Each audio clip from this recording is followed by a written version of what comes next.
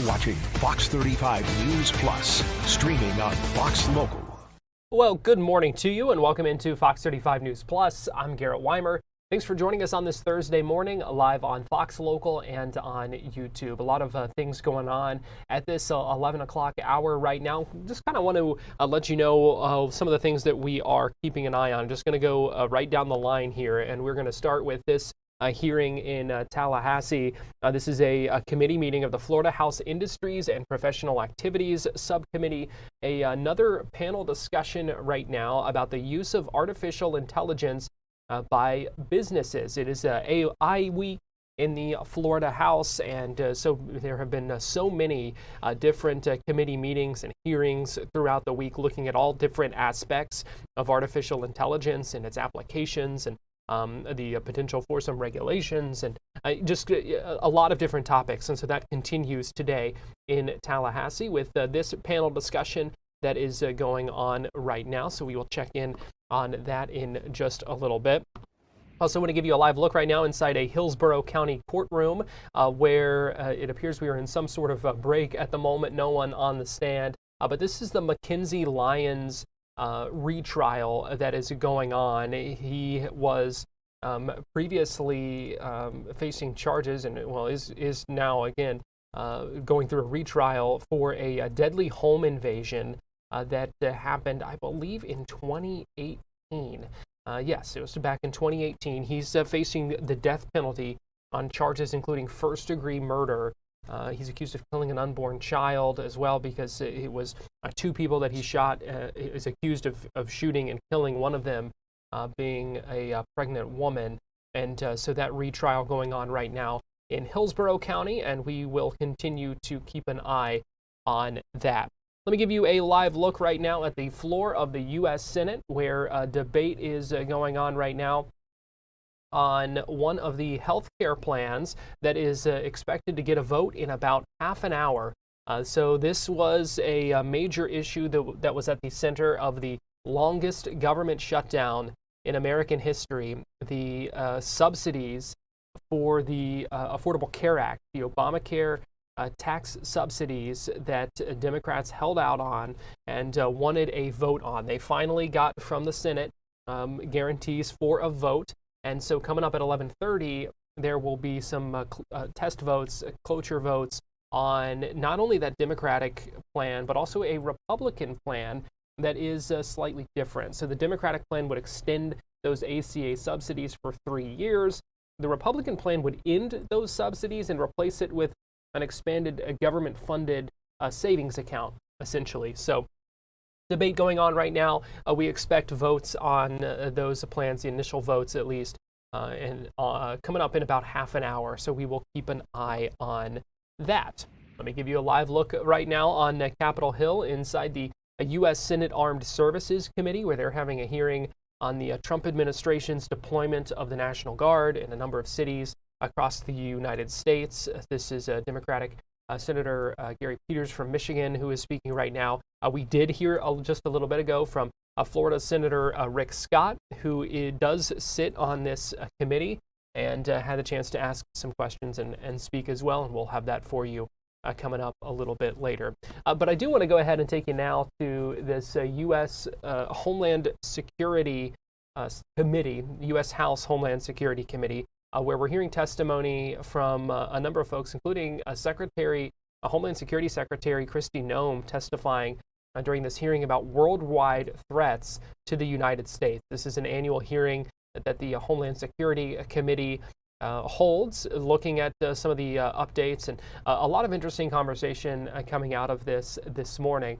There is a member of Congress from Florida, Carlos Jimenez, who sits on this committee, so we are hoping to hear from him soon as well. But let's go ahead and listen in live as the U.S. House Homeland Security Committee holds this hearing right now on threats against the United States. Leadership within DHS. We know that those threats and those incidents of physical attack have escalated dramatically, in some cases over 1,000%. And part of the driving force, I believe, behind those threats is what I refer to as rhetoric against law enforcement. And I brought this up last week, and I want to bring this up again with you and give you a chance to briefly address this. These are just roughly 10 of the statements that I was able to easily find online by elected officials, governors, mayors, in many cases members of Congress, where they were spewing what I believe to be very harmful statements toward law enforcement. Governor Pritzker claimed that ICE is grabbing people off the street and disappearing them, that our country is becoming Nazi Germany. Representative Crockett compared ICE to slave patrols. Representative Garcia referred to ICE as thugs. Representative Ramirez attacked ICE as a terror force, later a terrorist organization, and then later in the hearing said, let me be clear, the Department of Homeland Security, you can quote me on that, is the single biggest threat to public safety right now. Representative Tlaib said ICE is terrorizing our community, turning our country into a fascist police state. Representative Jayapal called ICE agents deranged and said it's inspiring to obstruct immigration enforcement. Governor Walz smeared ICE agents as modern-day Gestapo. Chicago Mayor Johnson accused ICE of being secret police and terrorizing our community. Representative Lynch referred to ICE agents as the Gestapo and nondescript thugs. And Representative Frost compared ICE operations to some of the worst horrors and crimes against humanity in history. And so, Secretary Noem, I'd like to give you a few moments to, one, address these statements, and to speak to how these statements place the safety of our men and women of law enforcement at risk. Thank you, Congressman Guest. I appreciate you giving me the chance to talk about this, because I think the words that these elected officials have used to describe our law enforcement officers are horrific, shocking, and unacceptable. Every single American citizen should find the words that they have used to describe these men and women that took an oath to keep us safe unacceptable, and needs to be pointed out that we are seeing the consequences of those words every single day by the violent attacks. 1,000% increase in violent attacks, 8,000% in death threats. Gentleman's time expired. I now recognize the gentleman from Michigan, Mr. Tanadar, for 5 minutes of questions. Please remember to stick to the 5 minutes. Thank you, Chairman Garbarino and Ranking Member Thompson, for having this hearing today. I know the American people have been demanding answers from this administration on their unlawful actions. So I hope we are able to get some useful answers from our witnesses today. Secretary Noem, this past May, I asked you during a congressional hearing if it was the policy of DHS to follow orders issued by federal courts. You said on the record, and I'm quoting here, we are following all federal orders. End of my quote, end of your quote. Secretary Noem, you lied to me under oath that day. You lied to the American people, and you have betrayed the trust placed upon you in your role as Secretary of Homeland Security. You defied federal court orders when you refused to order the deportation flights to El Salvador in March to turn around. Federal courts have also found your department to have violated federal injunctions in your continue to send non-citizens on deportation flights, with some courts having called your orders unlawful. Secretary Noem, I just have 3 questions for you. 1, why did you lie under oath by saying DHS was following all federal court orders when they clearly were not? Congressman. Question 2, let me finish my questions. Question 2, why did you mislead the American people when you said that no American citizens have been arrested or detained by federal immigration agents? And my last question, number 3, Donald Trump said that your ICE agents haven't gone far enough. Do you think terrorizing American citizens and assaulting peaceful protesters isn't far enough? Congressman, the Department of Homeland Security and this administration complies with all federal court orders. We always have, and we always will. Not true. And we will continue to appeal. And, sir, I will even tell you that at the highest court, at the Supreme Court, the Department of Homeland Security in our litigation has an over 90% success rate in winning at the highest court in our battle against activist judges across this country. Madam We have Secretary, activist judges that we will the- continue to appeal, and then when it gets to the highest court and we get a decision, it is proven that I we wanna are reclaim right, my and time that we here. have been compliant. I will also say, you Ma- talk Madam- about Madam deporting of Secretary, US let Do me- you want me to answer your questions or not? I do, but let me, you haven't been telling us the truth. Look, there have been at least 170 known cases of citizens being arrested or detained by federal immigration agents this year alone. This is the truth. Are you lying to the American people right now by denying these reports? When we are doing our targeted enforcement operations against criminal illegal aliens, individuals that are in that area may be detained until we verify who they are, and then they are released. This has been done for years, and every single law enforcement operation that has always happened, we follow the same protocols, and we continue to do that. We have never once detained or deported an American citizen. We have not held them Not and true. charged them. When we find out Not and verify true. their identity, then that is when they are released. You also asked about ICE agents going far enough. Sir, I will tell you that every single ICE agent, CBP agent, federal law enforcement officer that's out there doing their work every day, none of them will rest until our communities are safe. None of them will rest until Secretary terrorists Noem, and it criminals is a fact are that off you of our ignored federal streets, orders. and our children and our grandchildren can grow Let up me in a reclaim country my that time truly here, is please. safe. Let me reclaim. Secretary Noem, it is a fact that you ignored federal court orders in March and in May of this year. Do you plan on ignoring more federal orders? We always comply with all federal sick court of your lies, and the American people demand the Because truth. you keep saying it doesn't make it true. I am sick of your lies. The American people are sick of these lies. American people demand truth.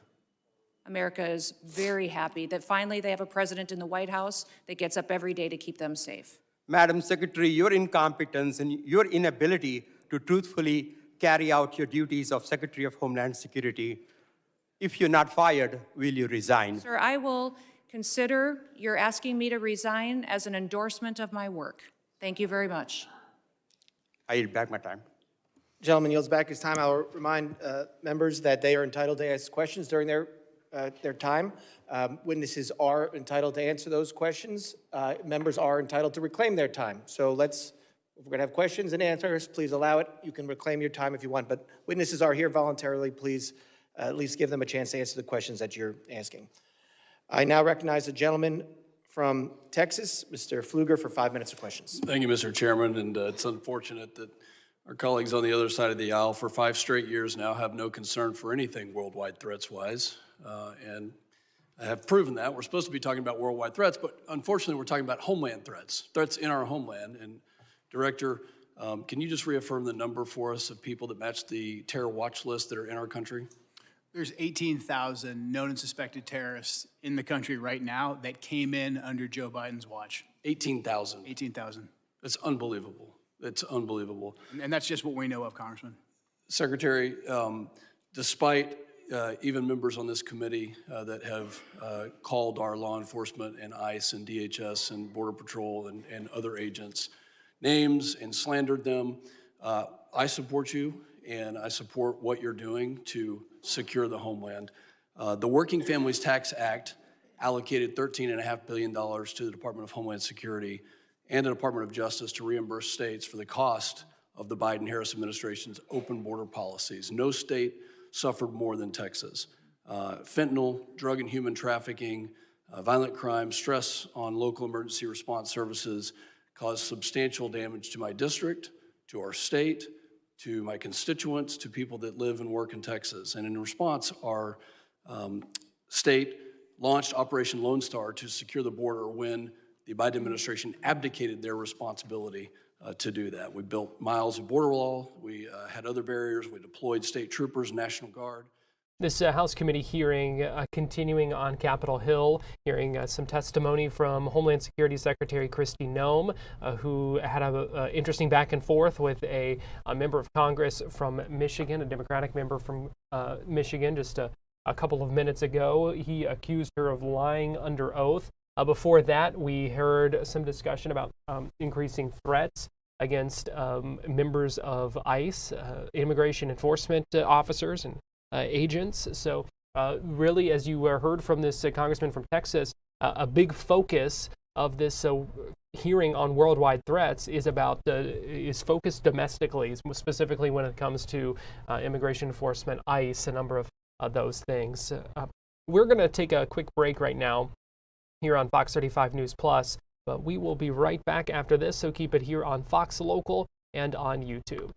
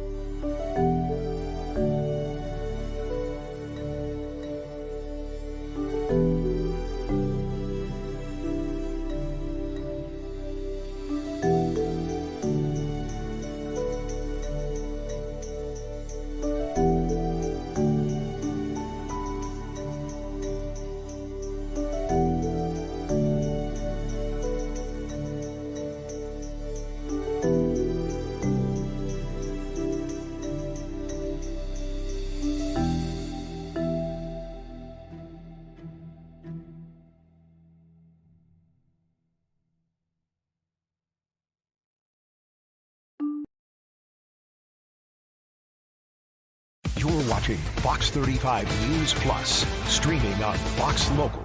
Welcome back into Fox 35 News Plus. I want to give you a live look again inside this Hillsborough County courtroom where we saw the jury just a couple of minutes ago, and now a bit of a break here because the prosecution has rested its case in the retrial of McKinsey Lyons, and the defense team decided not to put up any witnesses. So we are now heading toward closing statements, which we believe will begin a little bit later this afternoon. So we'll try to get you back inside the courtroom for those closing arguments coming up a little bit later.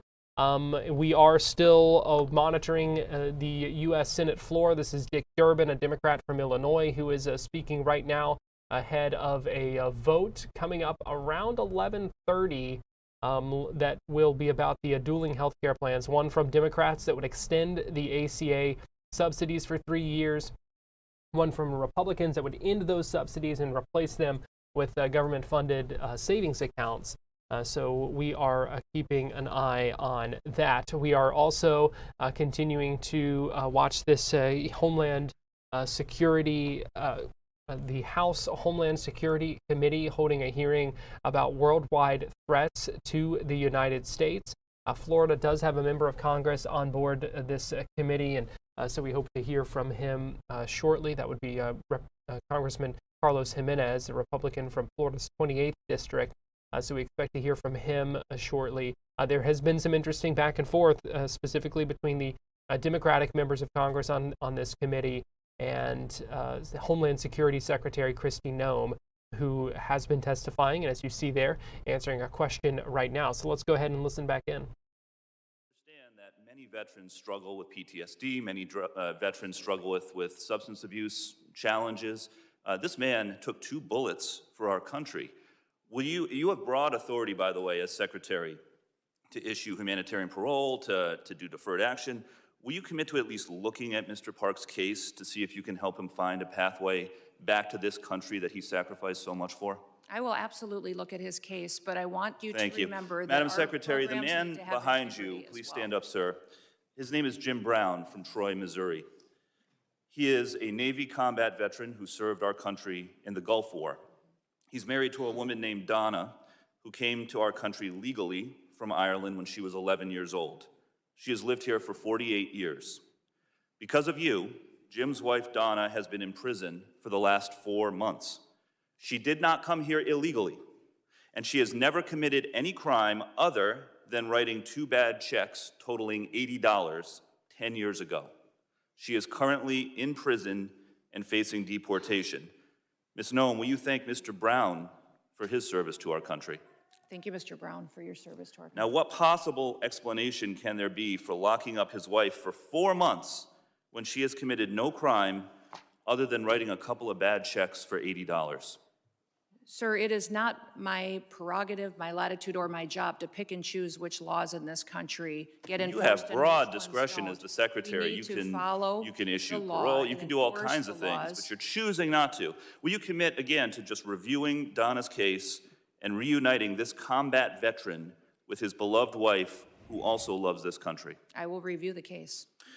Now, Madam Secretary, you've already heard the story of Lance Corporal Alejandro Barranco, the United States Marine veteran who is behind you, who also has 2 brothers who are United States Marines. Will you thank Lance Corporal Barranco for his service? Thank you for your service. His father, Narcisco Barranco, is a landscaper in California who has lived peacefully in our country for 30 years and has no criminal record. Last spring, while he was mowing the lawn at an IHOP, ICE agents tackled him in the street and imprisoned him for weeks.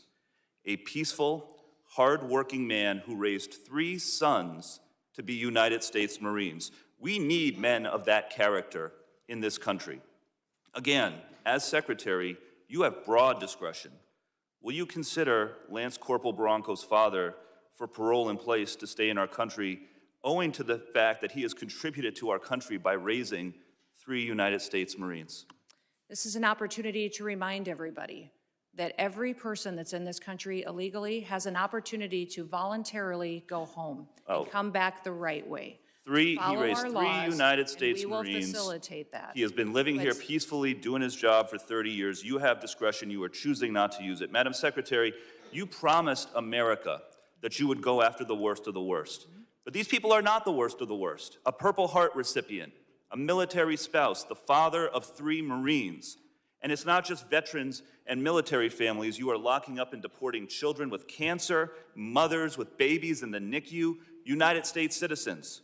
There are many problems with your leadership, but the biggest problem is this. You don't seem to know how to tell the difference between the good guys and the bad guys. Go after the bad guys. Go after the terrorists. Do not go after veterans, Marines, children, Gentleman's United time's States expired. citizens. I yield back. Time's expired. I now recognize the gentlelady from Georgia, Ms. Green, for 5 minutes of questions. Thank you. The previously Democrat-controlled administration allowed over 13 million border crossers from over 170 countries and territories to break our laws, invade our country, rape our women and children, and murder our own people. They set all-time records for the highest number of illegal aliens ever encountered in a single day at 14,500, in a single month at 370,000, and in a single year at 3 million, not including the known gotaways. Thanks to Secretary Noem and the hard work of Tom Homan and all the brave men and women at DHS, our new Republican-controlled admin has produced the safest and most secure border our country has ever seen. Thank you very much for that. For the 7th consecutive month, U.S. Border Patrol released 0 illegal aliens into the United States. Daily average apprehensions at the southern border are 95% lower than the daily average under the last administration. 10 months under Trump has seen less apprehensions than 1 month under Biden. Since January 21 through the end of November, there have been 117,105 total enforcement encounters along the southwest border, which is nearly 40% less than the monthly average during the Biden administration. Meanwhile, there has been an 8,000 increase in death threats against ICE law enforcement. Secretary Noem, back in July, the department put out a press release titled Worst of the Worst, Criminal proceedings begin in a case of transgender illegal alien accused of rape, child rape, not just rape, child rape of a 14-year-old boy in a sanctuary New York City bathroom. I wanted to highlight this case because it encapsulates so many different violent policies of Democrats.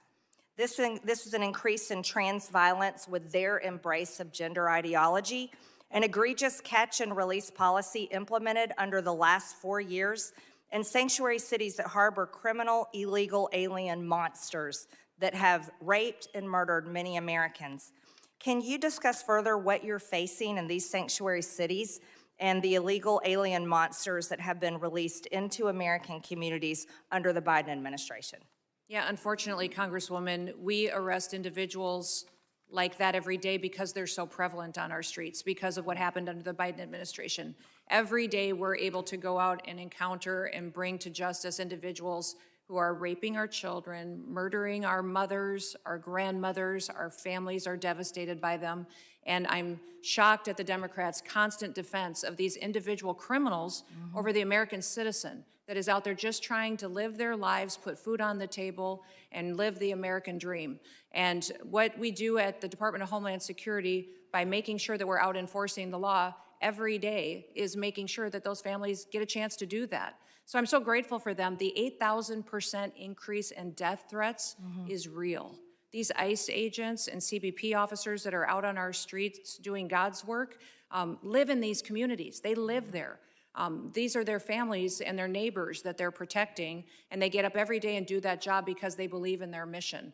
They take an oath, and they are honorable men and women who are serving with greatness during a challenging time when activists and radicals attack them and put their lives in danger. I think it's shameful to see the defense of individuals who break our laws.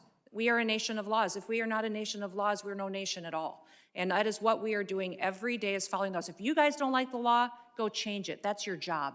You don't complain. I was raised by a dad who said we don't complain about things. We fix them. Well, go fix them. If you don't like the law, quit bellyaching, quit hitting and attacking our ICE officers, quit going out and protesting and screaming vile things at them, quit calling them names. We wouldn't let our children do that. Go do something that actually matters by having an honest debate and changing the law. That's your jobs. You all should be fired, in my viewpoint. I agree. Thank you so much for that, Secretary Noem. Back in 2021, I was one of only 16 members who voted against the Allies Act of 2021, which increased the number of special immigrant visas for Afghan nationals and loosened vetting requirements for eligibility. This brought in over 76,000 Afghans. Director Kent, what actions are being taken to identify and remove? This House committee hearing continuing talking about worldwide threats to the United States. There have been some interesting exchanges that we have seen just over the past 20 minutes or so that we've been watching. I am sure there will be more to come.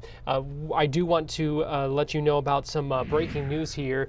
This from the Attorney General, James Uthmeier, saying he is suing Roblox for misrepresenting the platform's safety. We've talked a lot and heard from a number of different cases across the state that the Attorney General and other law enforcement have highlighted when it comes to their concerns about children and being pursued by predators on that platform and a number of others, as we have often talked about.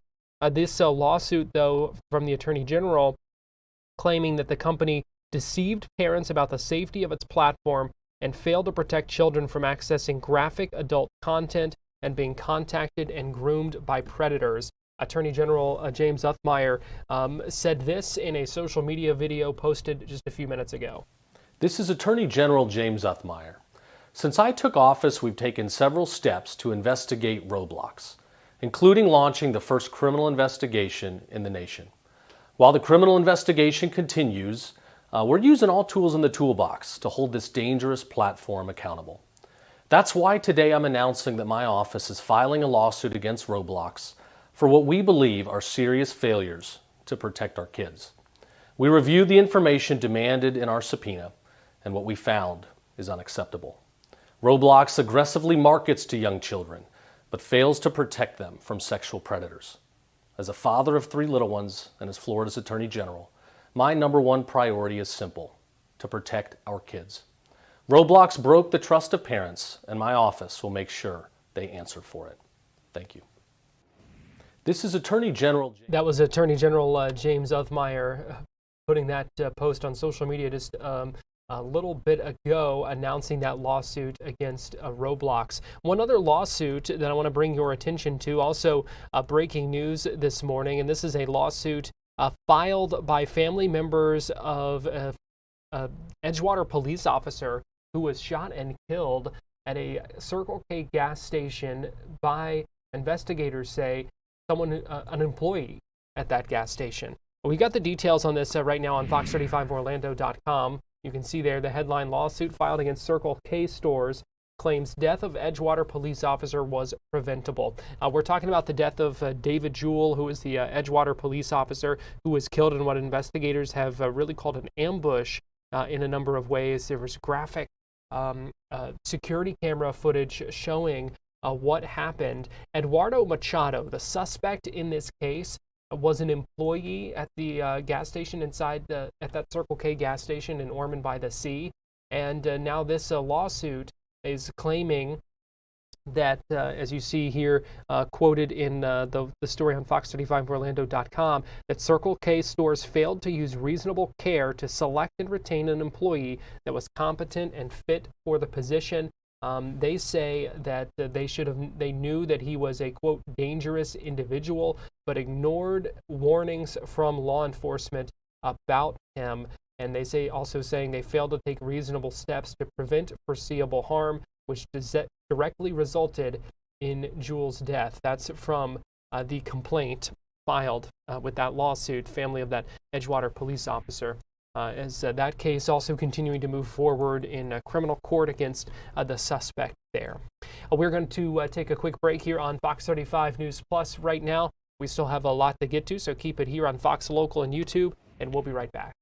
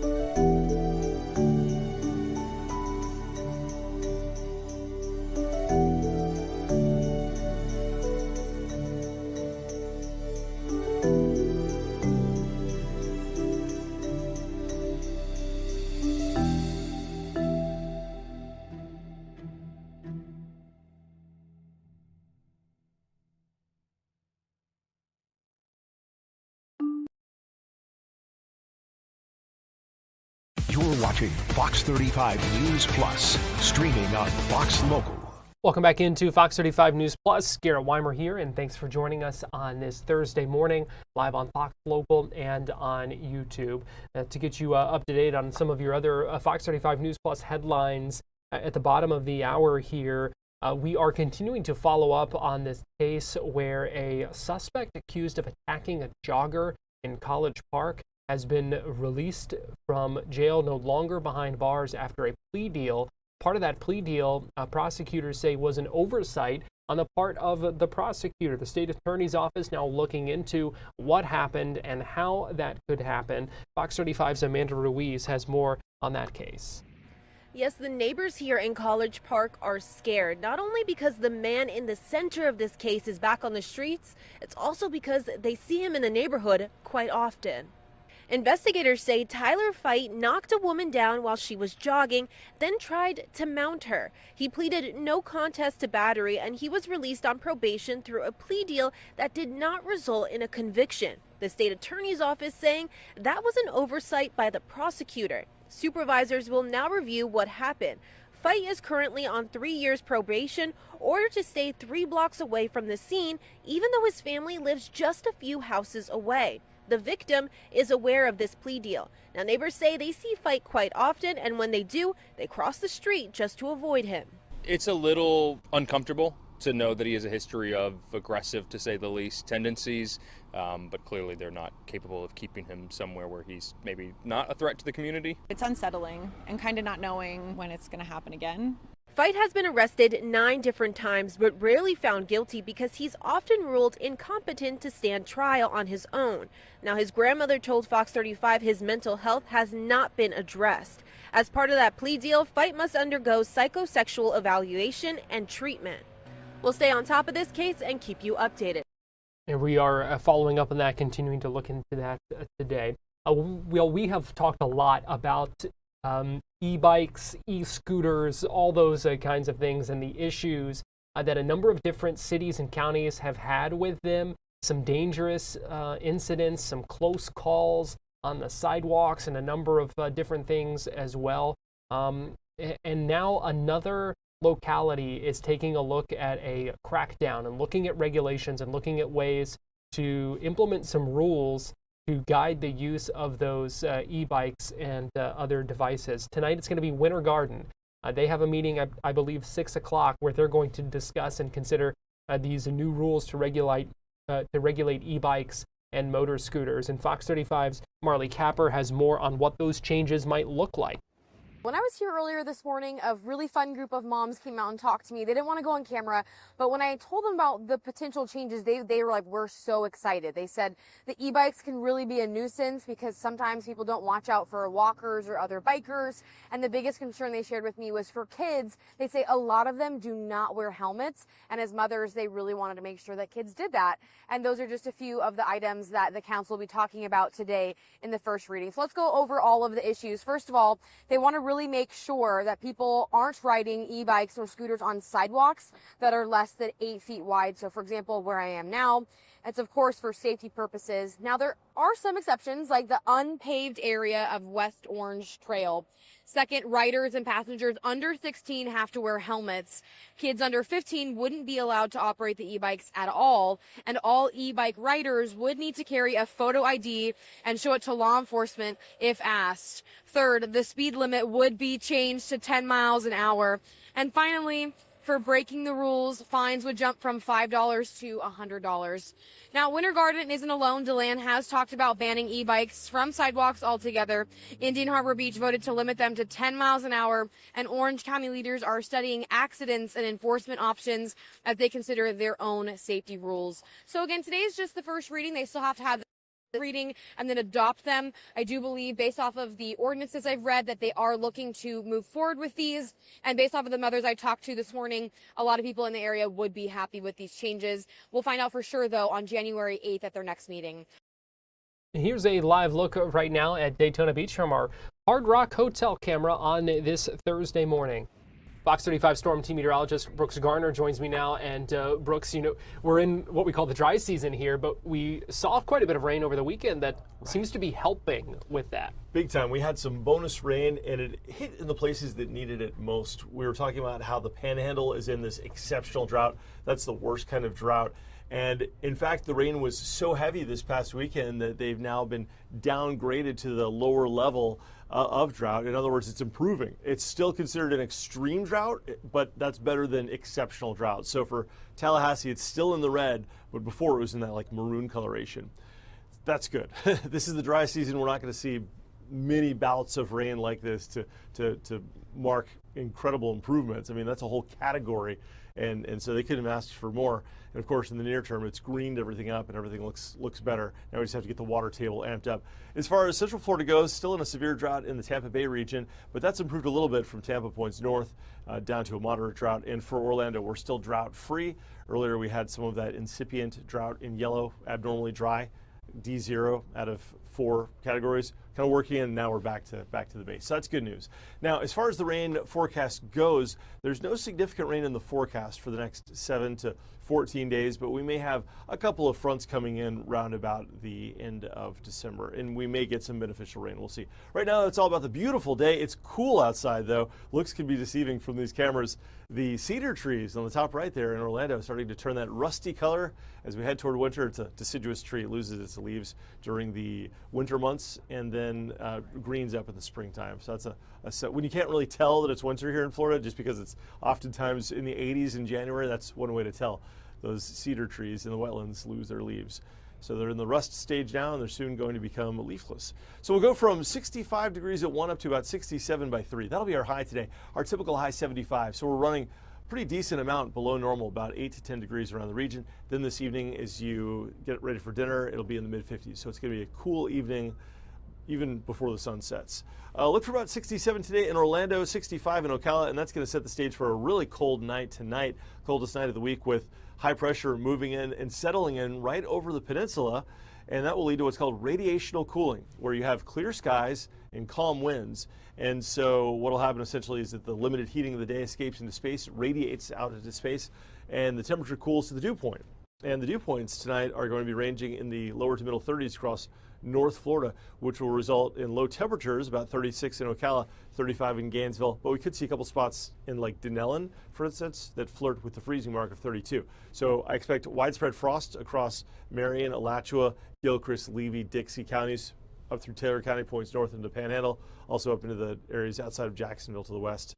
Otherwise, for Orlando, frost-free, but just chilly, 45 the low in Orlando, 52 degrees at the beaches. So we're going to be in this setup where we're generally below normal, not necessarily cold, just colder than we should be, through early next week. Now, we'll have a brief warm-up this weekend in the mid-70s, back to normal, before we cool down again, a reinforcing shot of chilly air for Monday and Tuesday, with highs again in the 60s. But all eyes on Christmas week. Look what happens. Oh my goodness, as we head into the week of Christmas, we're going to be significantly above normal, not just in Florida, but across the United States, really south of the Canadian border, with the exception of maybe New England. We're going to be above normal significantly. In fact, areas from Dallas and Shreveport over into Jackson, Mississippi may see highs in the 80s approaching Christmas.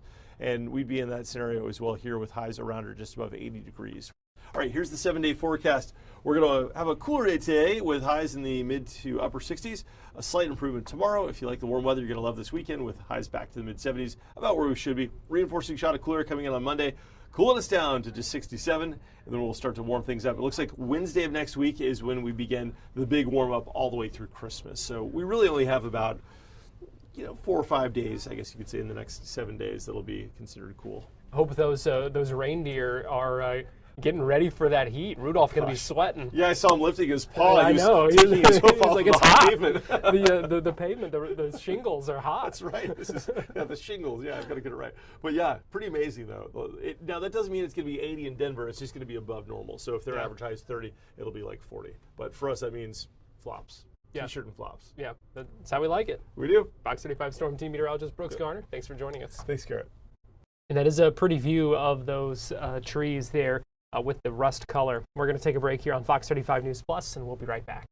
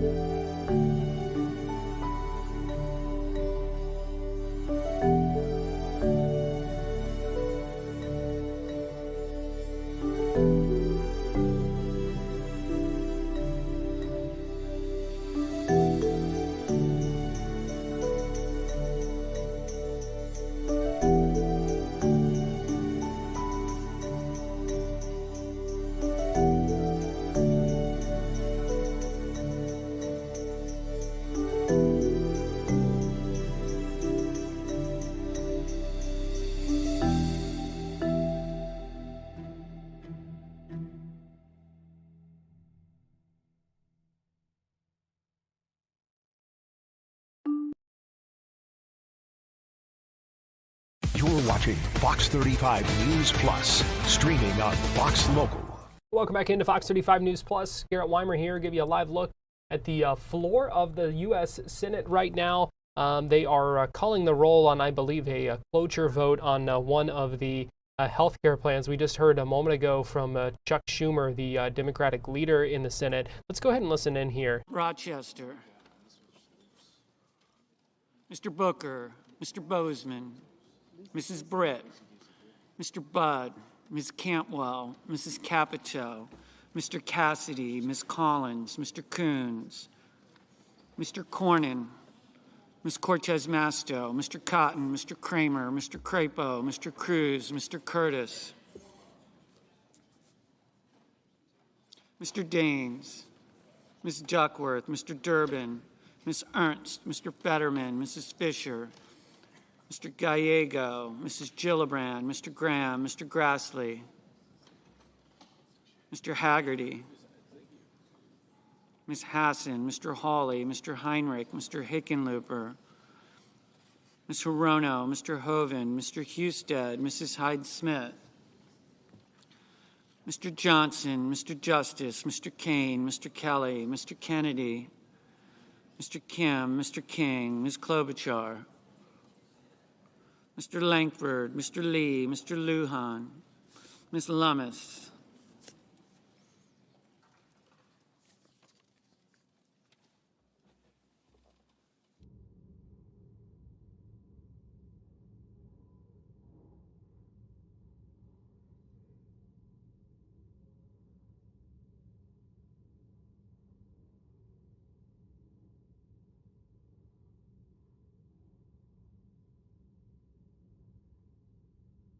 Mr. Markey, Mr. Marshall, Mr. McConnell,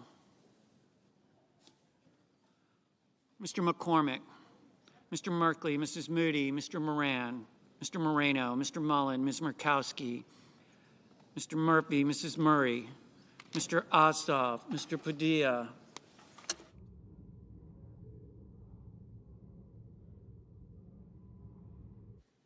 Mr. Paul, Mr. Peters, Mr. Reed, Mr. Ricketts, Mr. Risch, Ms. Rosen, Mr. Rounds, Mr. Sanders, Mr. Schatz,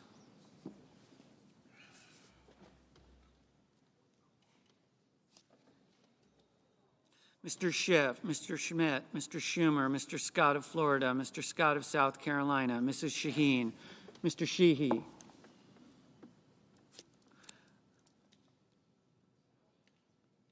Ms. Slotkin, Ms. Smith, Mr. Sullivan, Mr. Thune, Mr. Tillis, Mr. Tuberville, Mr. Van Hollen, Mr. Warner, Mr. Warnock, Ms. Warren, Mr. Welch, Mr. Whitehouse, Mr. Wicker, Mr. Wyden, Mr. Young.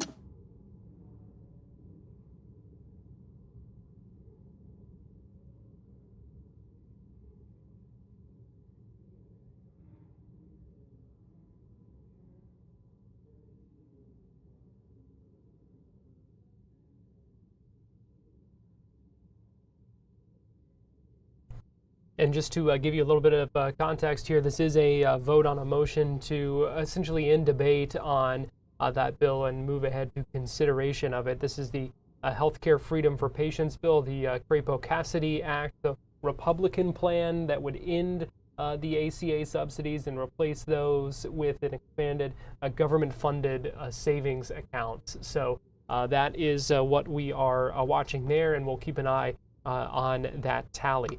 Right now, I want to get you back live to this House hearing where we're hearing some back and forth between more members of Congress and Homeland Security Secretary Kristi Noem in this hearing on worldwide threats to the U.S., but a lot of talk about ICE and things that are happening with illegal immigration enforcement within our borders. Let's listen back in. For emergency alerting infrastructure found to be in violation of the Impound Control Act. You, perhaps most critical to my state of New York, canceled more than 90% of New York State's Homeland Security Program funding, including $134 million in urban area security initiative funds for New York City's greater metropolitan areas. You have mismanaged these grants to the point where cities and states, including New York, are suing you to recover counterterrorism funding that's lawfully theirs and that Congress intended for them to receive. It's a tragedy that we're here today discussing these cuts to counterterrorism and security grant funds for a city that was the main site of the September 11th attacks, the entire reason your department was established in the first place. As the ranking member of the Subcommittee on Emergency Management, it's my responsibility to show the American public how you've systemically upended FEMA and emergency preparedness as we know it. So I have a couple of questions. Simple yes or no answer will suffice. Would you agree with the national security officials' assessment that the United States has been operating in a heightened threat environment for several years now? Yes. Yes or no? Would you say New York City is susceptible to these kinds of security threats? Yes, and that's why they should spend So with New York City $440 being the million number they one had in terrorist reserves target in the that nation, the federal government gave them with to New use York to City secure being their the number city, one, I which reclaim they my did time, not with New York spend. City being the They number did not one spend the security hundreds of threat in millions this of dollars nation, they had it's to secure their unconscionable city that you and would cut release criminals on the street each and every day. $134 million in urban area security initiative funding for the city of New York. What compelled you to knowingly make our cities less safe with these funding cuts? What compels you, your mayor, and your governor Senators to release voting in thousands the of criminals affirmative. on the streets rather than to turn them over to ICE? You'd rather release Secretary a Noem, murderer out onto Secretary the Noem, you street cut arrested. Kennedy, Marshall, $1 million honor our Ricketts, detainers. in You should funds honor our Scott, detainers. Florida, support the against violent security criminals of to New get them York out of New City York Baldwin, and the state of New Senators York, voting the in the number negative, one threat in this Baldwin, nation. In Fetterman, your own words, Kelly, your cuts Kim. are blatantly political, callous, and outright dangerous. It's clear you have no interest in countering real threats in the homeland. While high-risk cities and disaster zones wait for help, you've devoted the past 11 months of violent raids, anti-police policies, and nonstop photo ops. You've brought shame to a department that was created after 9/11 in a time of unity to protect our people. Your failure to lead is a direct threat to the homeland security in our nation, and you should resign immediately. I yield back. Gentleman yields back. I now recognize the gentleman from Alabama, Mr. Strong, for 5 minutes of questions. Thank you, Mr. Chairman, ranking member, and members of this committee. I thank you, too, to our witnesses for being here today, for your work to protect the homeland in an increasingly complex threat environment. My question today focuses specifically on the evolving drone threat. Mr. Glasheen, the FBI's National Counter UAS Training Center at Redstone Arsenal is now the central hub for preparing federal, state, and local partners for drone threats at major events. What makes Redstone Arsenal such an effective location for this mission, and how does that setting support the scale of training required for World Cup, America 250, and the 2028 Olympics? Thank you for your question, Congressman. What makes Redstone a great partner for us is, one, the support that we have from Congress. Number two, the space we have there. The FBI has been in Huntsville for a long time. Huntsville also houses our Special Agent Bomb Technician Program, where we train bomb technicians, EOD professionals across the United States, and we model the counter UAS school off of that. So that proof of concept. Continuing to keep an eye on this hearing and also on the U.S. Senate floor right now as the vote continues on the Republican health care plan. We're going to step aside, take a quick break here on Fox 35 News Plus, but we'll be right back.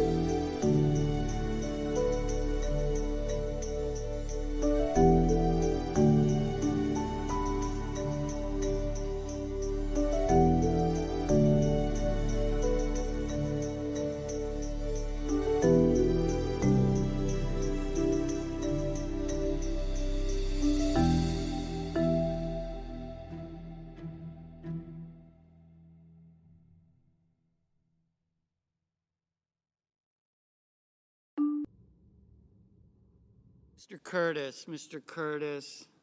Aye. Mr. Kane. Mr. Welcome back Kane into Fox now. 35 News Plus. Garrett Weimer here, and we are listening in on the motion to invoke cloture, on the motion to proceed. Essentially, this is one of the first votes on the Republican health care plan that would end the ACA subsidies that were at the heart of the government shutdown from the Democratic side. Just before we came back from break, we saw Senator Ashley Moody on the floor there, walking up to the clerk. She cast her vote in favor of that health care plan. So we will keep an eye on this. I believe it looks like the unofficial tally at this moment is 14 in favor, 15 against. Still still quite a bit of time left for this vote. So we're keeping an eye on that right now. And this is certainly big news on the Capitol Hill today. The big issue of these healthcare subsidies. This vote going on right now on the floor of the U.S. Senate. Now, earlier today, we spoke with Congressman Mike Herodopoulos. He was on Good Day Orlando to respond to Democrats' health care plans and what's going on in the House and whether they're close to an agreement in that chamber. So as you know, during the shutdown, there was a promised vote on health care. Well, today we've got two, neither expected to pass. Has there been progress on this front? Not enough, Ryan. At this point, we're still struggling to find the right answer, much like my voice. It's a cold day up here in Washington, and really we're not finding any solutions at this point because Obamacare is broken, but we can't find the solutions we need. Yeah, you sound like you need health care here, but so I appreciate you playing her with us today, though. Well, we're going to give you a break here, and I don't know if you like to hear about the person we're going to bring in, but let's hear from Senator Schumer. He talks about affordability. Then I want to get your response, Congressman. The question Republicans face this week is very simple. Will they support our bill and lower people's premiums, or will they block our bill and send premiums through the roof? Your response, is it that simple? It's not that simple. I wish it was, but it's not. Right now, we have a situation where most people are paying way too much for insurance. About 165 million people pay a lot for insurance and subsidize this program, and we don't think a rubber stamp is a good idea. Let me finish with this. There's a big discussion about, there was a thought maybe they would extend for a year on current subsidies. Right now, it looks like leadership doesn't want to do that. We know healthcare changes, they are complex. You know that very well. What needs to happen to reach a deal, really to keep costs lower for all Americans with the clock ticking here? Well, the best thing we could do, Ryan, is to simply take out the waste and fraud like we did with Medicaid. I think that's the best thing to do. Was Congressman Mike Herodopoulos on Good Day Orlando earlier today. I do want to get us back to this Homeland Security Committee hearing that we've been listening in on, because this could be interesting. We're hearing right now from Congresswoman LaMonica McIver from New Jersey, who previously was arrested and charged with assaulting law enforcement during a protest outside an ICE detention facility back in May. So let's go ahead and listen in as she has a chance to question Homeland Security Secretary Kristi Noem. The post you hold. This is on full display in the way you treat the people in this body, myself included, who have been elected to serve our communities and keep them safe. Representative Grajava, Senator Padilla, myself and others whose character, integrity, and bodies were attacked by your department without evidence and without apology. Far beyond being disrespectful, you have shown a complete disregard for the oversight authority granted to us by law. You have repeatedly shown that you will target whoever you want, whenever you want, without accountability. Members of Congress, members of our communities, and even American citizens, as many of my colleagues have continued to point out today. Secretary Noem, that's not leadership. That's not democracy. And that is not how this works. Again, this is not just about you. Don't want you to think this is just a pick on you day. This is about the Trump administration that has turned DHS into a political weapon. So I'll ask you this. Is Trump embarrassed by your tenure, or is this exactly the kind of god-awful leadership he wants at DHS? Yes or no? Ma'am, we've already conducted more oversight visits. No, it's a yes or no. Yes or no. Okay, Secretary Noem, this is my time to talk, not your time to talk. I reclaim my time. I reclaim my time. I reclaim my time. Chair, I reclaim my time. Secretary Noem, DHS is breaking the law, hiding information from Congress and shutting out oversight. So let me ask you, how can the American people trust your department with you at the helm with this kind of behavior? The American people absolutely trust this department to keep them safe. And we are showing that every day by the support we get across the country, the amount of people that we're recruiting to all of our different agencies. Thank you, Secretary Noem. Do you agree that using DHS resources to target members of Congress is an abuse of power? Excuse me, would you say that You again? would have heard me if you stopped talking and listened to my questions. Do you agree that using DHS resources to target members of Congress is an abuse of power? We are not doing that. We are out there enforcing the law, doing our work, and we are allowing oversight. Of course, we're not going to get any answers. With that, Mr. Chairman, I yield back. Gentlelady yields back. I now recognize the gentleman from Oklahoma, Mr. McKean, for 5 minutes of questions. It's no wonder that chaos has become the commonplace when rudeness is so on display. Look, it's both sides. We've created a lack of civility in this country, but we're perpetuating in this society what your administration is trying to correct, and that is returning back to the rule of law. What separates us from falling into chaos as a nation where poverty envelops us is when we return to order and a display of respect towards law enforcement, a display of respect to officials. Look, this custom, and you've been a member of Congress, of where we talk over people and we don't give secretaries a chance to respond, the height of self-importance that too many people try to employ in this building, not remembering we're all here as public servants to serve the people. We lift our hearts up far beyond our fellow countrymen. I'll tell you who says thank you. It's those whose families that were the victim of assaults and rapes and murders under the auto pen period the last 4 years. They say thank you.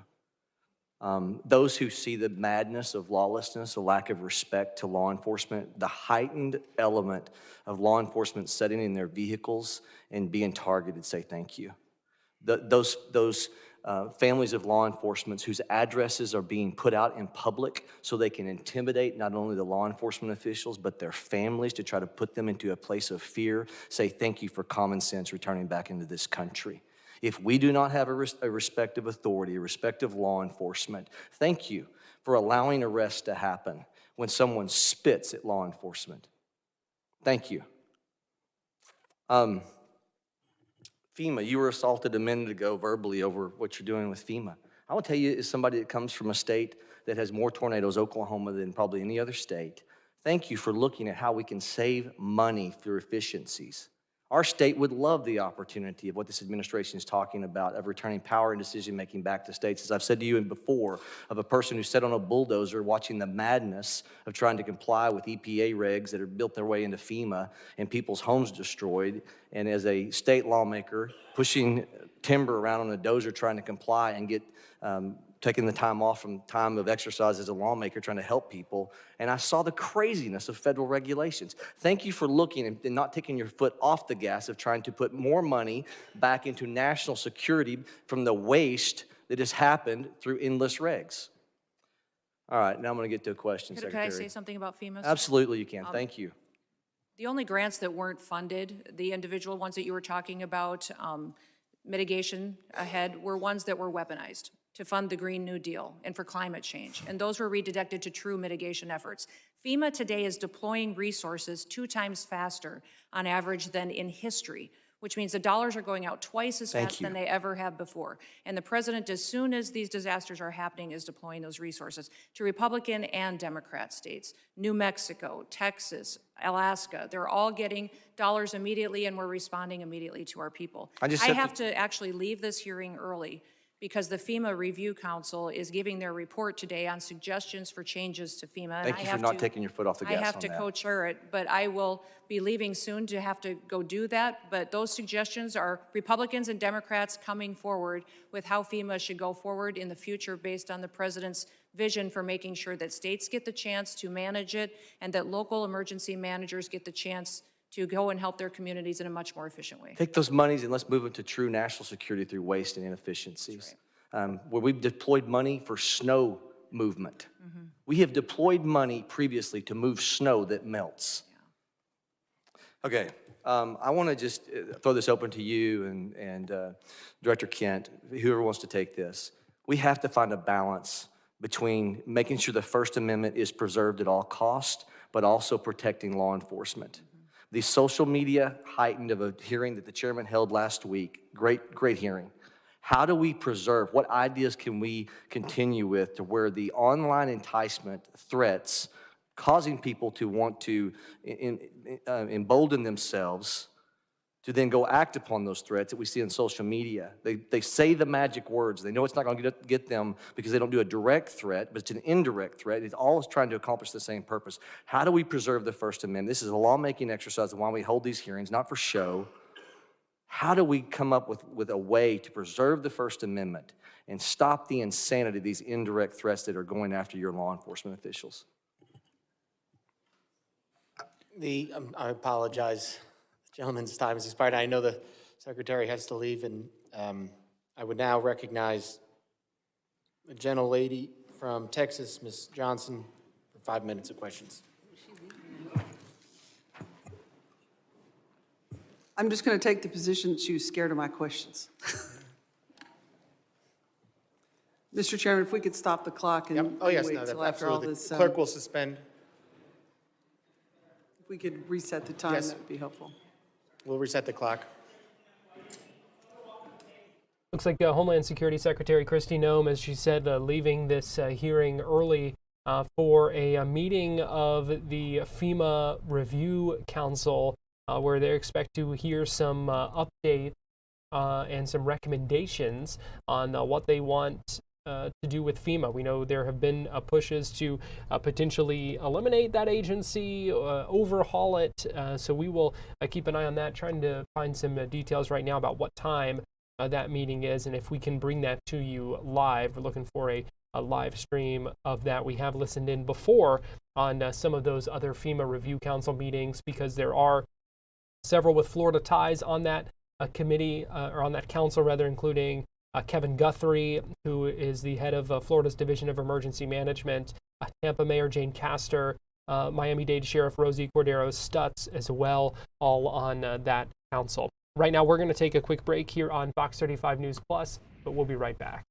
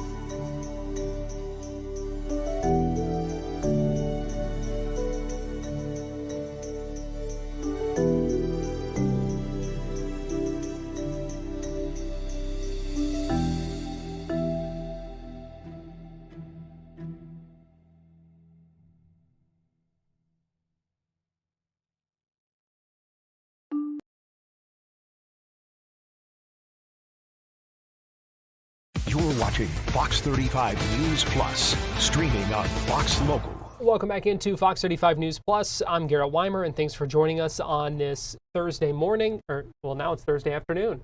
Funny how time works like that. Thursday afternoon, live on Fox Local and on YouTube.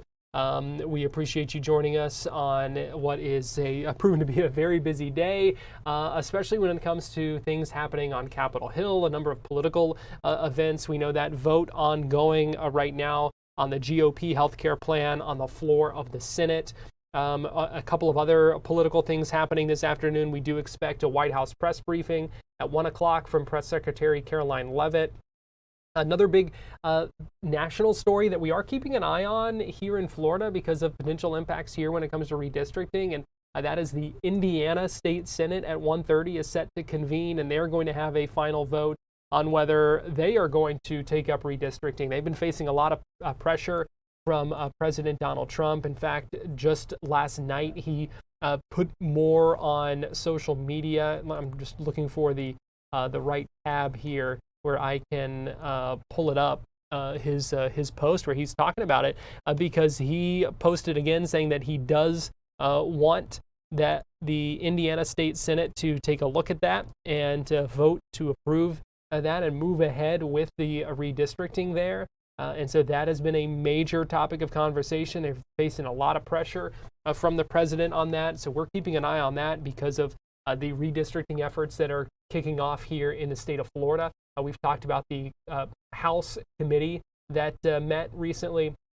They've now had 2 meetings, the most recent one yesterday that we took you to a little bit of as they heard some presentations on congressional redistricting law. But this is just the beginning. Governor DeSantis has said he wants a special session on this to come up next year. So all of this part of the conversation here when we talk about redistricting in a number of different states across the country. So those things are coming up this afternoon. Also in just a little bit, another Florida House committee talking about AI use in healthcare. An interesting part of the committee discussion yesterday was looking at AI in the classroom. A really fascinating presentation from a researcher and professor at the University of Florida who talked about some of its uses. And then on the panel discussion, I'm going to play a little bit of that for you right now. Part of the panel discussion between the researchers, a number of administrators from school districts all across the state, and also a representative from an AI company talking about how it can be used, the importance of making sure teachers are trained and are literate in AI and determining good uses for it. So I want to play a little bit of that for you right now while we're kind of in between these live events here. So check this out. This is from yesterday evening in Tallahassee. All right, thank you, Mr. Chair. Just a few questions, more focus on the, we know that there's real benefits for this, especially for teachers for tools, but then there are the risk side, and thank you, Dr. Israel, for covering all these things. How does AI affect critical thinking and problem-solving skills? How do we know if a student is overly dependent on AI? And I guess anyone, is it directed to anyone in general? Whoever would like to tip that ball off. Okay, so for critical thinking, that's one of the biggest concerns that we have. So I think it's really important that we emphasize to our teachers that they set the parameters within the classroom. So absolutely, if a student is going to use AI independently to write the first draft, critical thinking has gone out the window. You can forget about that now, because anything beyond that wasn't their original idea. So what we ask teachers to do is really set clear parameters. There's certain models that we use. Again, step 1 would be zero use of AI. Step 5 would be AI exploration, the highest level. Typically what we're seeing though is something like, we're going to brainstorm in class, we're going to write the first draft. Now I'm giving you permission with one of our AI approved tools, I'm giving you permission to use it for style, grammar, spelling, the typical things that a teacher would typically give feedback on. Sometimes you continue with peer editing as well, but this speeds up the process. And again, it doesn't really impact the critical thinking. Where the critical thinking is impacted, and a lot of the studies are showing, is when it's used for the first draft. Once that happens, again, that's where it's impacted the most. And again, like Dr. Israel said, within the school setting, we can control that to a certain degree. But when you see that it's being used 60, 70% outside of school for homework and then 40% inside the school, that's where we have concerns, because the easiest thing to do, and again, another example would be some of the partners that we have won't solve the problem for the student. It will give them prompts. It will give them tips. I think you're talking about tone. We're really talking about mood. Go back to the text and, address that, as opposed to, oh, I can tell you what the Scarlet Letter's about. Let me tell you a million things here outside in an open platform. On a closed platform, it's going to give you prompts. It's done from an educational, instructional standpoint. So it's really important that we start with those closed walled gardens, so to speak, and those guardrails, and that helps the process. Thank you. Do you have a follow-up? Thank you, Mr. Chair. Yes, you made a good point there. We don't want it giving a recipe to how to make Chihuahua brownies or Chihuahua muffins. How do we verify the accuracy and reliability of information generated by AI tools, and what is the proper way to cite AI use in work papers? Is that directed to Mr. Brady or to anyone else? All right. And anyone else want to jump in? I can jump in. Please do. Give me just a moment. Sorry. You're recognized. Thank you very much. Thank you, Representative. So OpenAI models and other models out there, oftentimes people are wondering around accuracy, right? So one perspective, I'll just say from the OpenAI ChatGPT perspective. So in addition to clearly informing users that ChatGPT can make mistakes or these different models, could improve accuracy, what we've been doing is we work around a safety evaluations hub where this group is evaluating where hallucinations are occurring and evaluating this across all of these various models.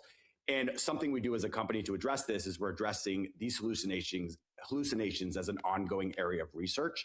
So we report these evaluations across all models in our system cards, in our safety evaluation hub, which tracks evaluations across these models. So as a follow-up, we can share with the committee some of those documentations so you guys can review that with your staff and be able to see how we're focused on that.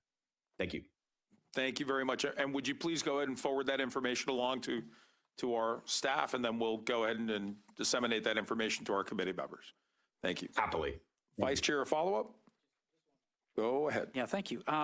Again, you addressed the closed gardens. I think that's an important thing. That's the biggest concern that I've gotten from parents dealing with content. So how are schools balancing the instructional benefits of AI with potential risks, such as accuracy issues, bias, over-reliance, or inappropriate use, to ensure that AI supports learning without compromising student safety or education quality?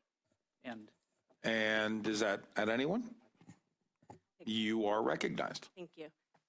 So we've done a couple of things within our organization. The first one is the instructional piece of it. It's the lesson planning. So we're right now partnering with all of our teachers. In addition to training the teachers, we're building out curriculum maps that are age appropriate, and then the teachers are going to be educating the students on what is AI, how do we use it, what are the risks, what are the benefits, and showing them before we ever put the tool into the hands of the students.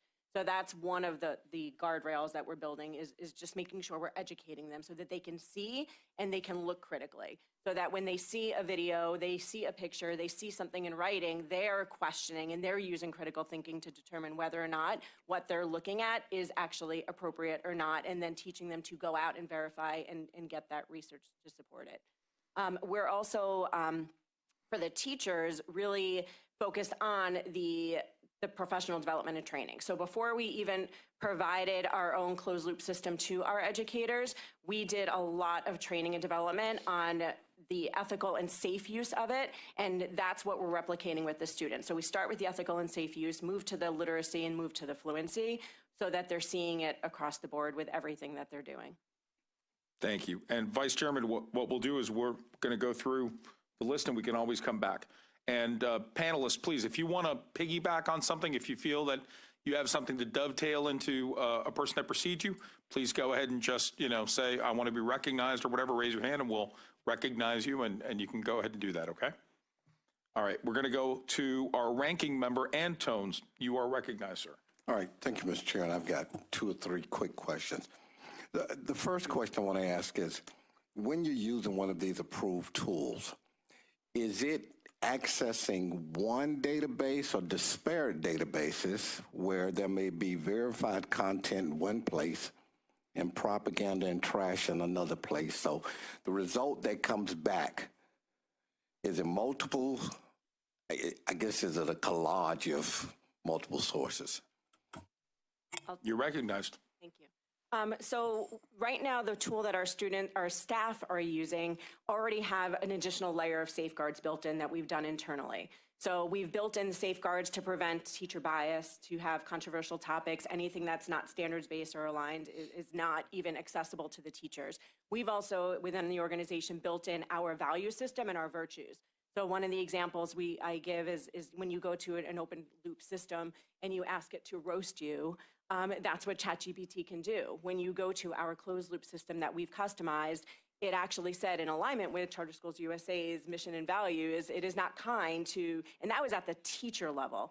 So now at the student level, what we're building in, because we haven't even released it to the students yet, because we're doing the educating of the students, partnering with the parents before we put the tool into the hands of the students, is that those safeguards are being built specifically by grade level bands. So the way it looks in the safety guards for 9-12 is very different from what it's going to look like K2. Follow up, sir. Chair, and thank you for that. It's great. So I guess my next question is, when we talk about approved content, how does a district decide what is approved content, and then how do you go in and, I guess, kind of program that and put those filters in place so that it only hits approved content? Could I ask Ranking Member, could I ask Mr. Mateo to kind of answer that as being a large district, and then we could go back to one of the other panelists. Thank you. Mr. Mateo, would you want to try to answer that? Sure, absolutely. And thank you for the question. So I think it's very important to remember that, especially some of these tools that are out there, right? They're going to reference the same materials that you would find through a Bing search, through a Yahoo search, through a Google search.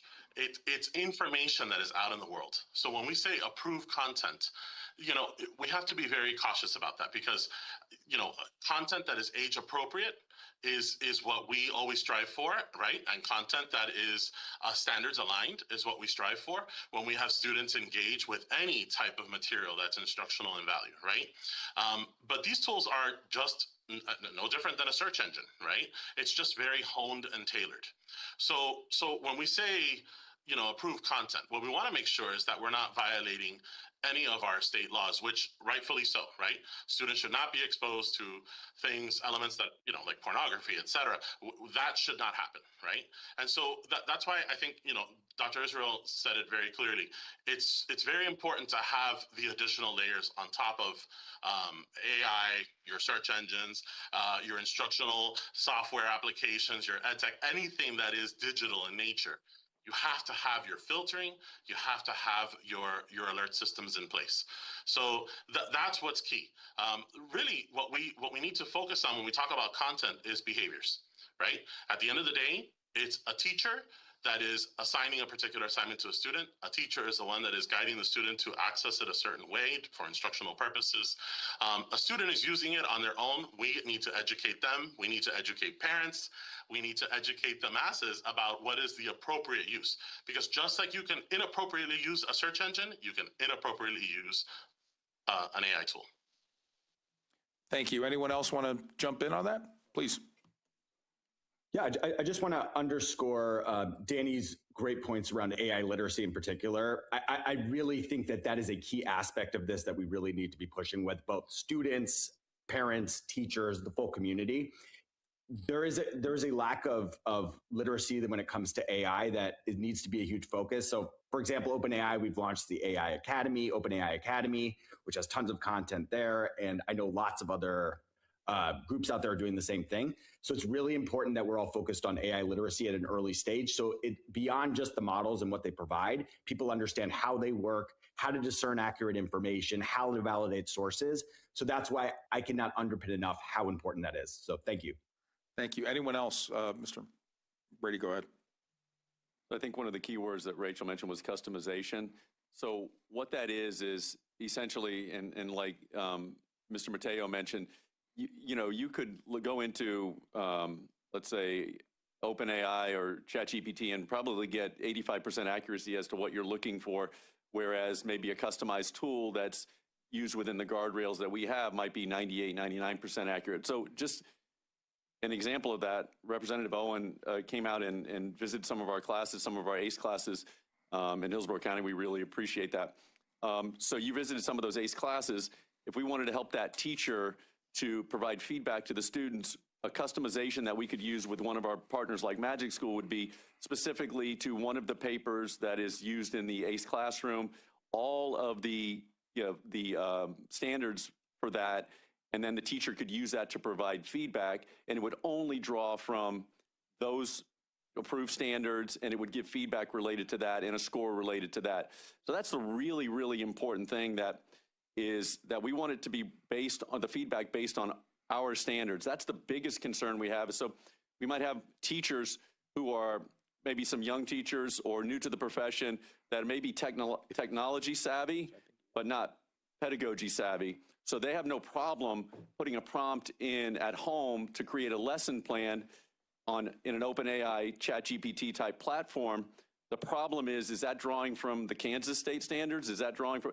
And so now you have a lesson that seems engaging to the naked eye, but is it aligned to the standards, and is it aligned to what the student's going to be assessed on later in the year, as opposed to ours that are saying, hey, we're using the best standards, we're using the Florida standards, that's all we're drawing upon. And so this lesson is going to be directed completely at that. Thank you. And I think Mr. Mateo wants to add something. Sure, I want to just add another layer to that. And I agree with him wholeheartedly. At the end of the day, it all boils down to how a teacher and how a school system, right, but really the teacher, how a teacher engages with students with AI. Because let's be very frank, a student can get inaccurate information from a website. A student can get information even from books that sometimes are not correct, not accurate, not real, right?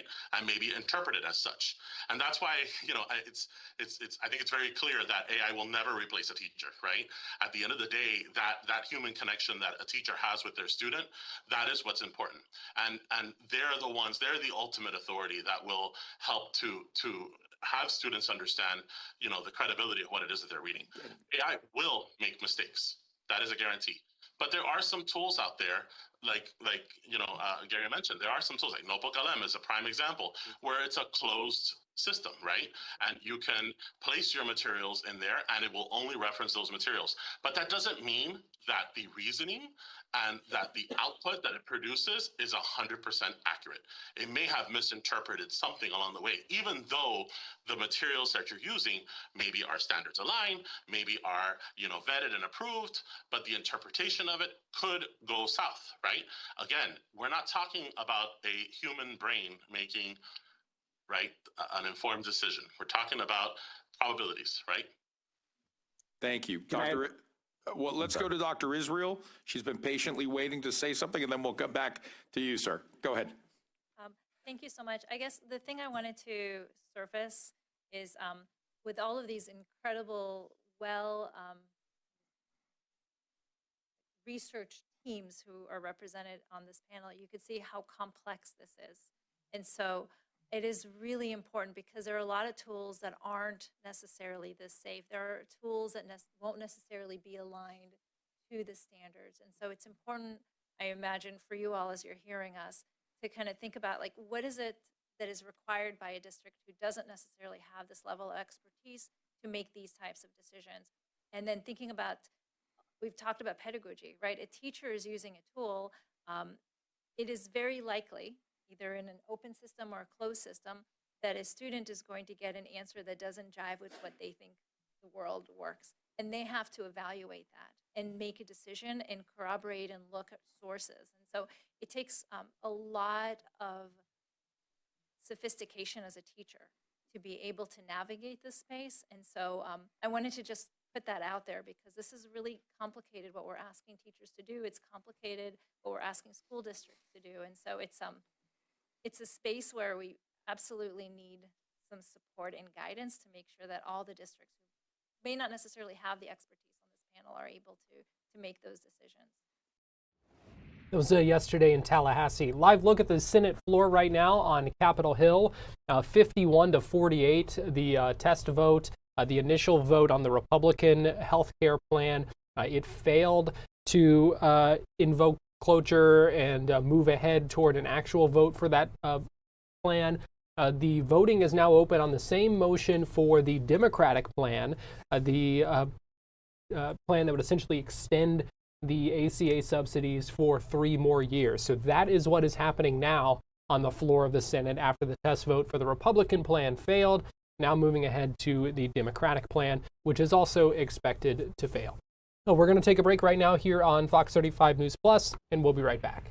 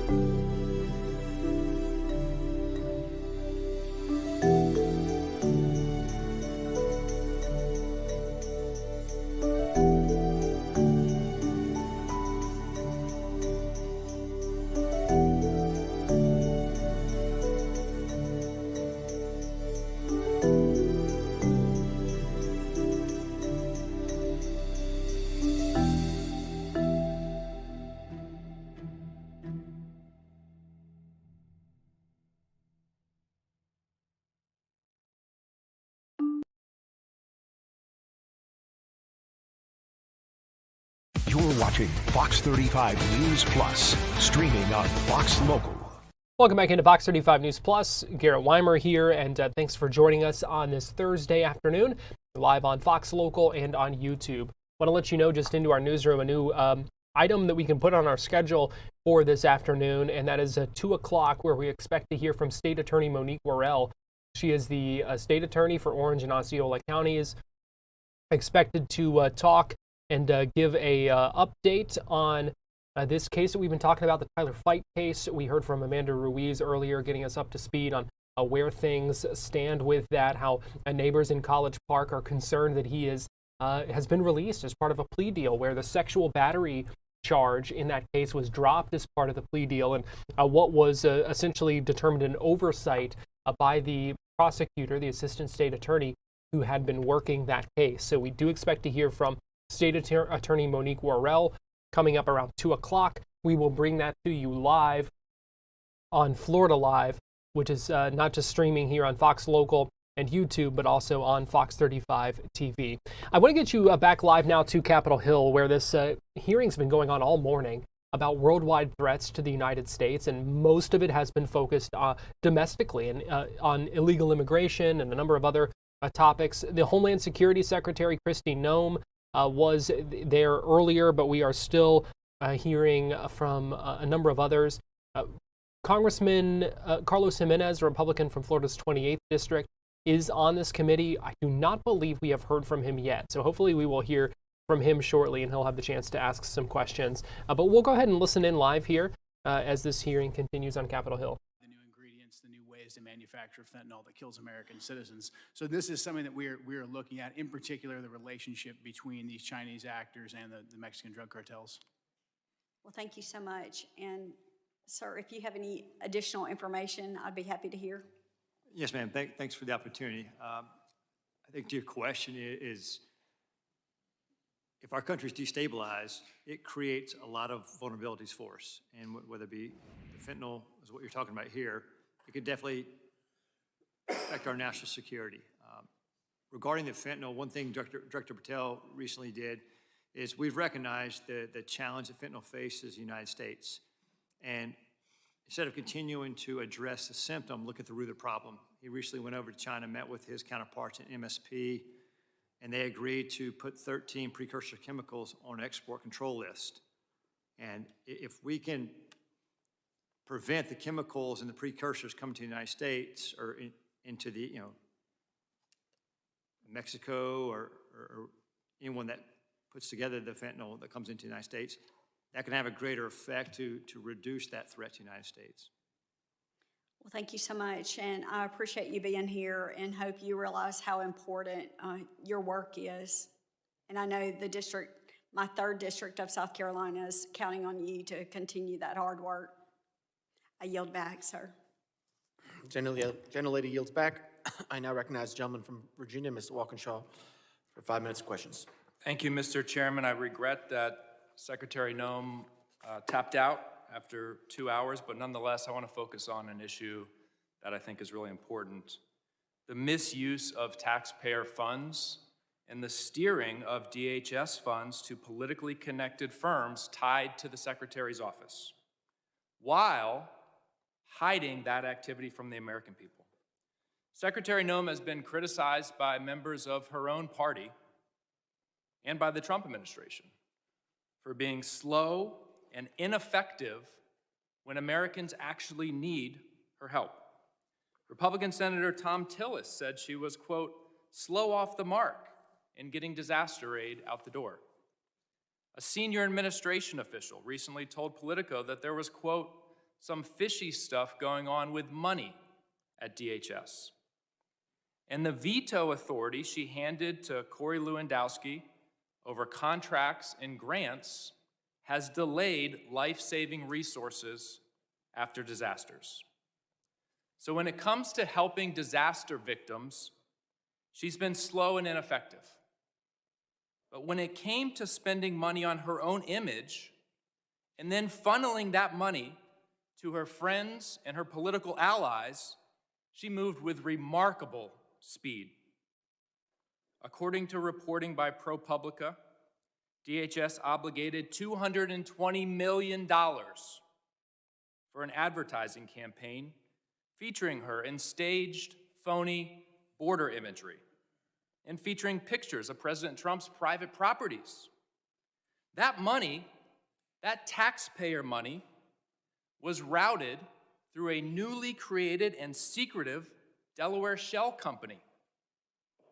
It was then secretly funneled from that shell company to a firm with direct political and personal ties to her office and her political operation.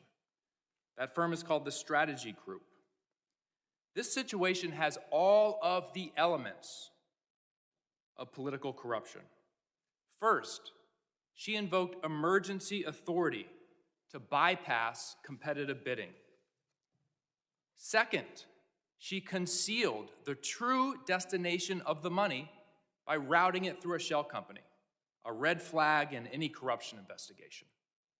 Third, the firm that actually did the work, that filmed her attempting to herd cattle, has documented political and personal ties to the secretary and her senior leadership. Fourth, her directive requiring personal approval of all contracts over $100,000 concentrated power in the hands of the very people tied to the firm that secretly received the work, her and Mr. Lewandowski. At the exact time this contract was executed, DHS was diverting investigators and resources away from child exploitation, away from child trafficking, away from illegal gun smuggling, yet somehow she found nearly $250 million to promote herself, and the money flowed to her political allies. a federal contracting law expert quoted in ProPublica summarized it plainly. It's corrupt is the word. That's what I would have liked to ask the Secretary about today. I would have asked if she personally approved the money that flowed to her political and personal allies. I would have asked if whether when she was governor of South Dakota in 2023 and the same firm got $8.5 million of taxpayer money, whether she steered the money to them. Because an official in her administration said she did. That's what I would have asked her. But she had to leave early. Mr. Glasheen, are you familiar with the Proud Boys? I'm familiar with the name, yeah, Proud Boys. Okay. Does the FBI still designate the Proud Boys as an extremist organization? They did in 2018 in President Trump's first term. We are in the process right now of changing our categories for domestic terrorists. So they're no longer designated as an extremist organization. The FBI designated them an extremist organization in 2018. Has that changed? I'm not aware that they did that. It's all over the media, sir. It's widely reported. Can you get back to me on that? Sure will. All right, thank you.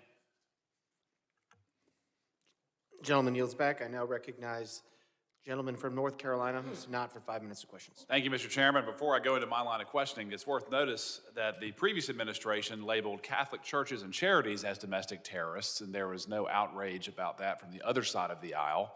But regards to today's hearing, threats that currently face the country, we have millions of people in this country right now who will harm the country, either with specific... We're going to take a quick break here on Fox 35 News Plus, but we'll be right back.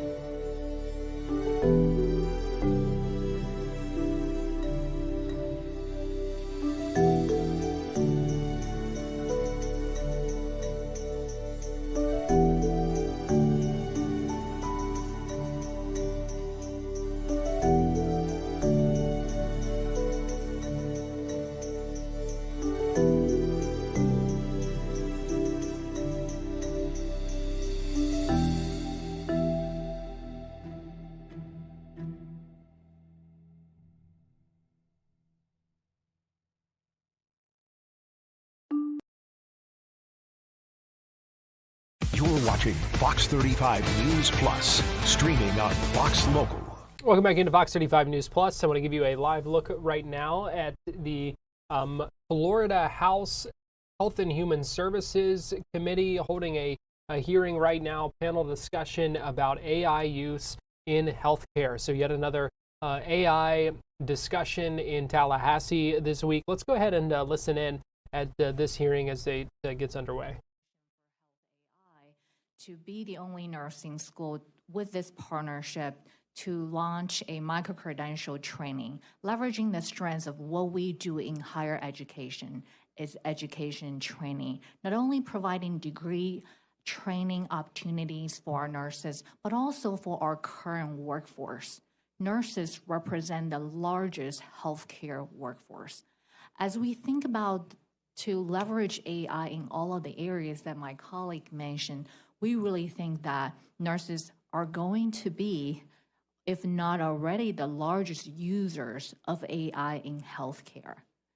And what the history has taught us in nursing is that when we're looking at all of the innovation, including electronic health records and nowadays AI, it reminded us about technology is used to serve the humanity and to bring nurses back to the bedside and also to reduce administrative burden so our nurses don't have to spend 50% of their time in front of a computer.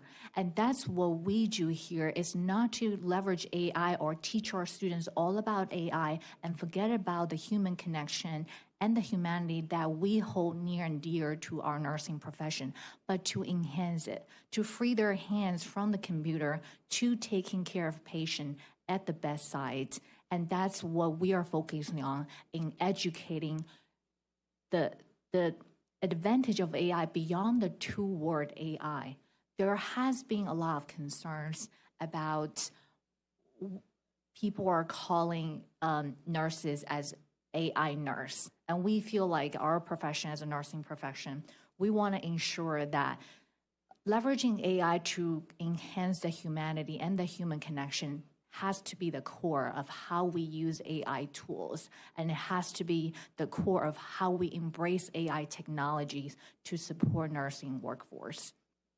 We have also leveraged our strengths in nursing research. For example, with the Institute of Digital Health and Innovation at our College of Nursing to leverage AI tools to really discover knowledge, new knowledge about how can we really develop new models of care where we have nurses and nurse practitioners. For example, nurses can deliver care with hospital at home model, advanced care at home model, and how can we leverage these AI tools to develop the new kind of model where we can provide more convenience and ease, not only for the nurses, but for the most trusted profession rated by the American public for over 23 years now, to address the concerns of the trusting issues in leveraging AI in healthcare. And I also want to mention about if we can imagine kind of care, what I call high-tech, high-touch care. Let's not go to the two extremes about we're so fearful of AI that we should not allow AI in healthcare or in nursing, to the other end of extreme about we need to do everything with AI.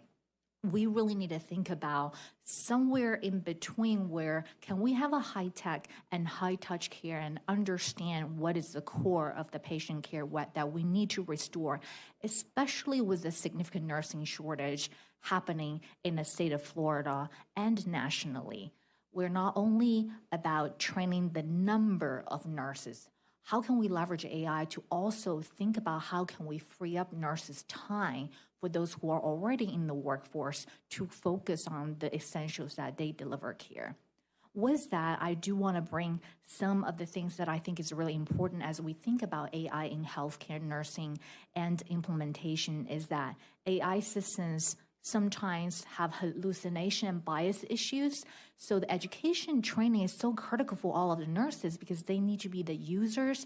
They need to be educated about what are the tools, what are the bias, what are the limitations with the tools that they have and they're being asked to use and have the patient safety and the patient lives. And patient safety has always been the core priority for nursing.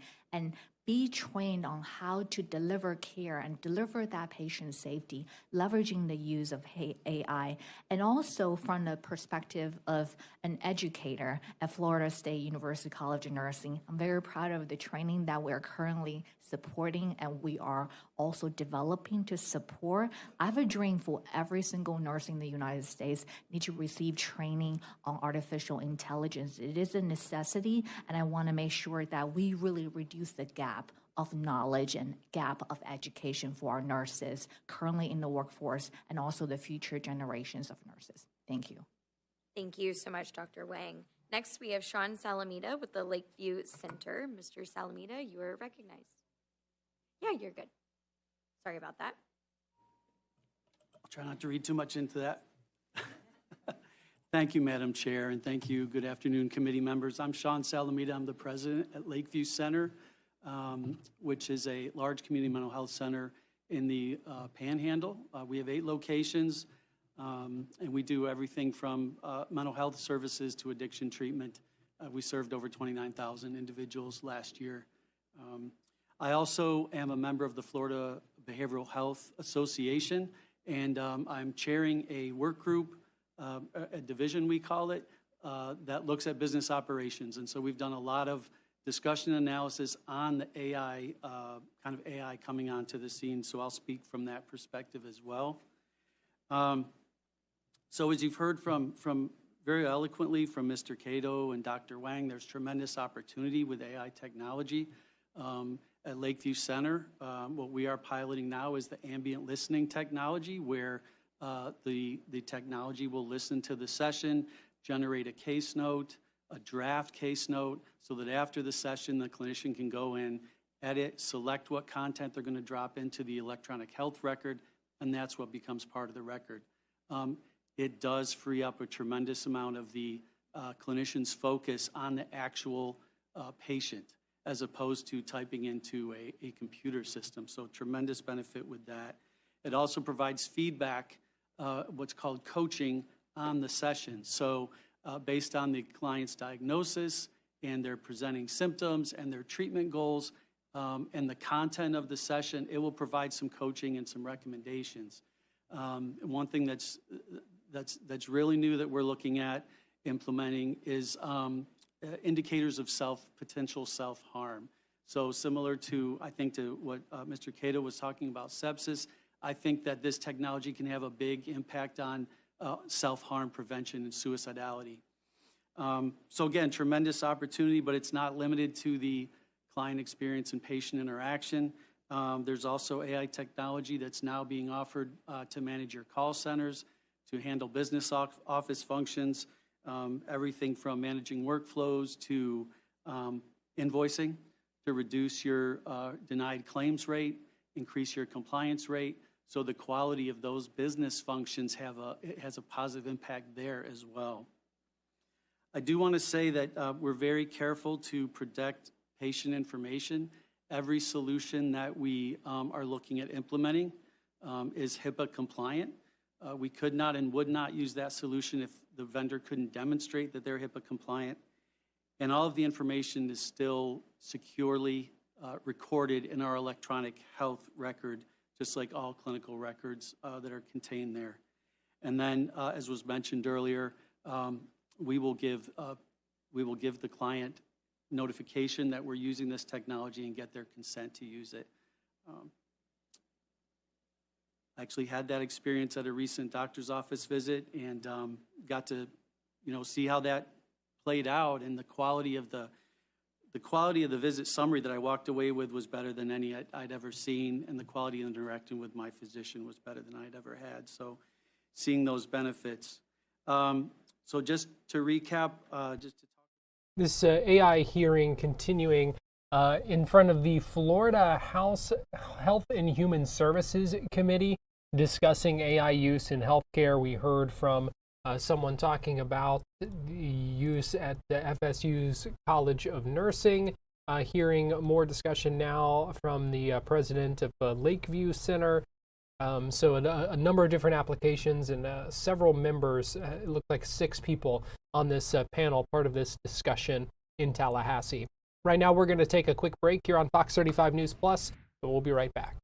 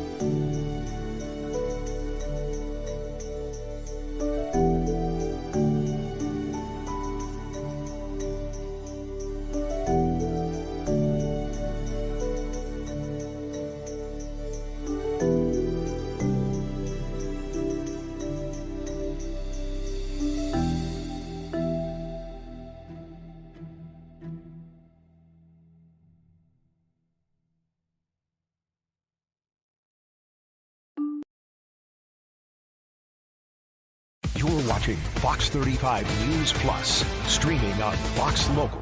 Welcome back into Fox 35 News Plus. Give you a live look inside the White House press briefing room. In fact, you see Fox News correspondent Peter Ducey there. We're expecting a White House press briefing any minute now, around 1 o'clock. Press Secretary Caroline Leavitt expected to speak to reporters. We will listen in on that when it does begin. We are continuing to track and learn more about this plane crash in Brevard County that happened on I-95, where a small plane crashed and hit a car as it was landing on the interstate in Brevard County.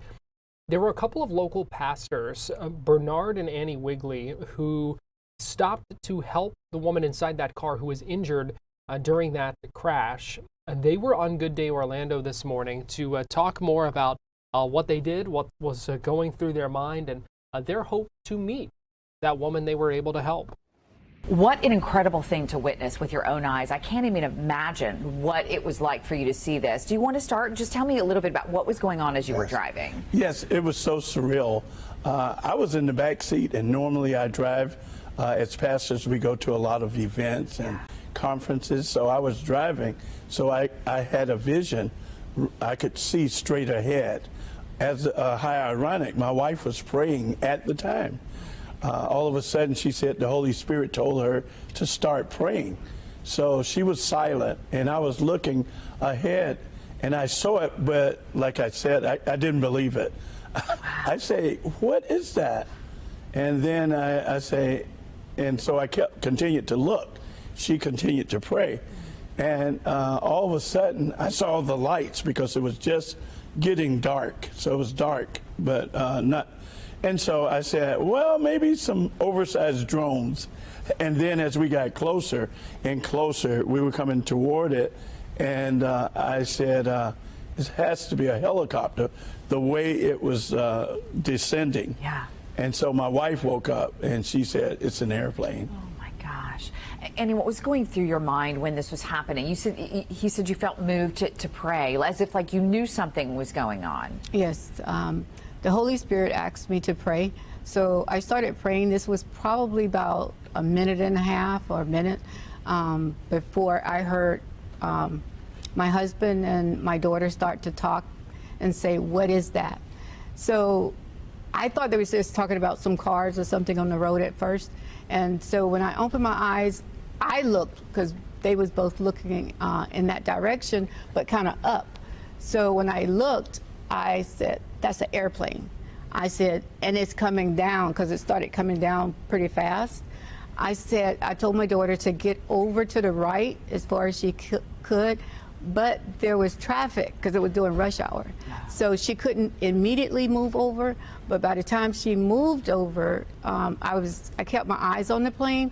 It had then came down, hit the car, and it ended up stopping the car and the plane right across from where we was, where we finally got over to the right lane and then went over to the side and parked. So immediately, I opened my door and jumped out. And I told my daughter, because we both are nurses, and I said, let's go see if anyone needs any help. So sure enough, we jumped out, started running across the road. There was traffic coming, but they seemed to stop. It was almost like I said the Holy Spirit or angel or something stop the traffic so we can come across, because the traffic was still flowing. Sure, because that could be very dangerous. A lot of people get injured just trying to help. And it was beginning to be dark, and a lot of the people didn't see it. Right. They continued to travel at a very high rate of speed, you know, on the interstate, 70, 75 miles an hour. So they didn't see it, but we were so blessed to. It happened, it stopped right where we were, so we ran across the street.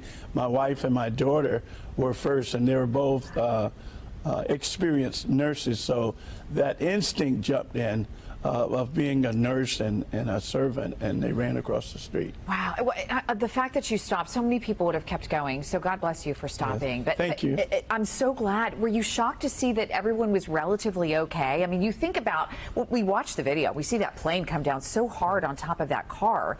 And you said that you saw the people moving inside the airplane. Was the plane still on top of the vehicle when you got over there? No, it had moved off. Okay. Yeah, it came off, and it was like in front of the car. Okay. So while I was coming over across the street, I could see the car, and it was really messed up. It was crushed, like especially in the back and on top a little. So me and my daughter continued to run across the street, and of course you had that barrier, so I had to get over the barrier. So by the time I got over the barrier, there was another young man that had just got there like a couple of steps before me. And so he had opened the door to try to get her out, because I think he was thinking like me, like what if, you know, a fire starts. Sure. So the back door was blocking the front door. So he was trying to open it, but he couldn't open it. So I grabbed the back door and I started pulling it. And it took about 3 tries for me to get it off of the front door. So then finally he could get her out.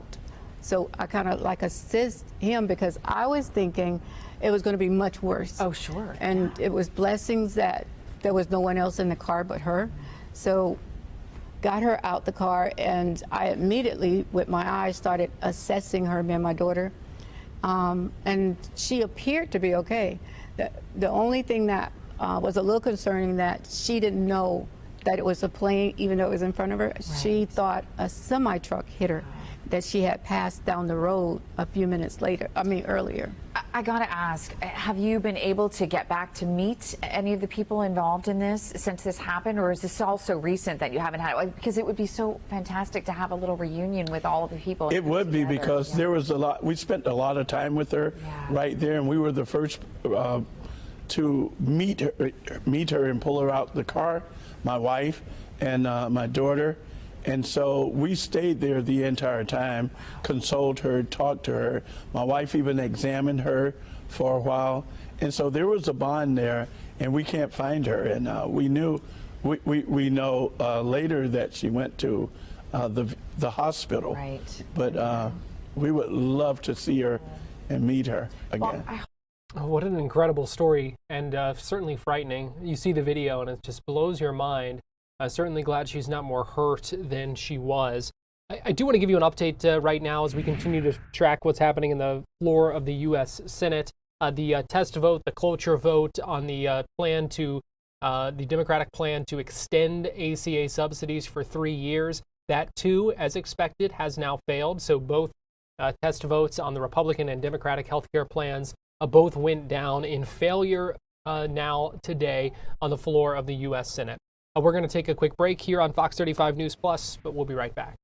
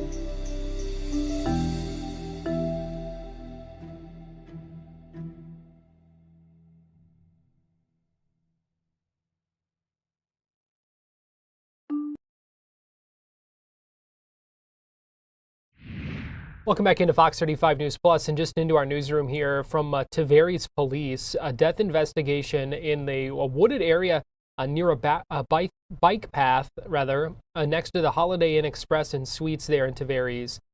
We know police are on scene after skeletal remains were found in that wooded area. We're still working to learn some more information, but again, that breaking news just into our newsroom. I want to take you live now back to Capitol Hill. This is Chuck Schumer and other leaders of the Senate Democrats speaking to reporters live right now after votes failed on extending the ACA subsidies. So let's go ahead and listen in live as Senator Schumer speaks. That my spouse has. Well, coverage got a lot harder to afford, and families are facing a lot of impossible, horrible choices. And Republicans owned every bit of it because of the way they voted today. Shameful. Shame on them. They all seem to, so many of them seem to be in a bubble. You know, we know Trump's in a bubble when he calls affordability a hoax. And he says he doesn't want to do anything to help people with health care. They're in a bubble too. The suffering of people is going to be enormous and heart-wrenching.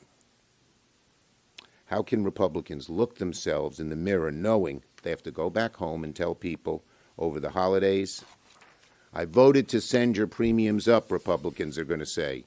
They're going to say they voted. Are they going to tell their constituents they voted to double their monthly premiums? Are they going to tell their constituents they voted to kick you off insurance?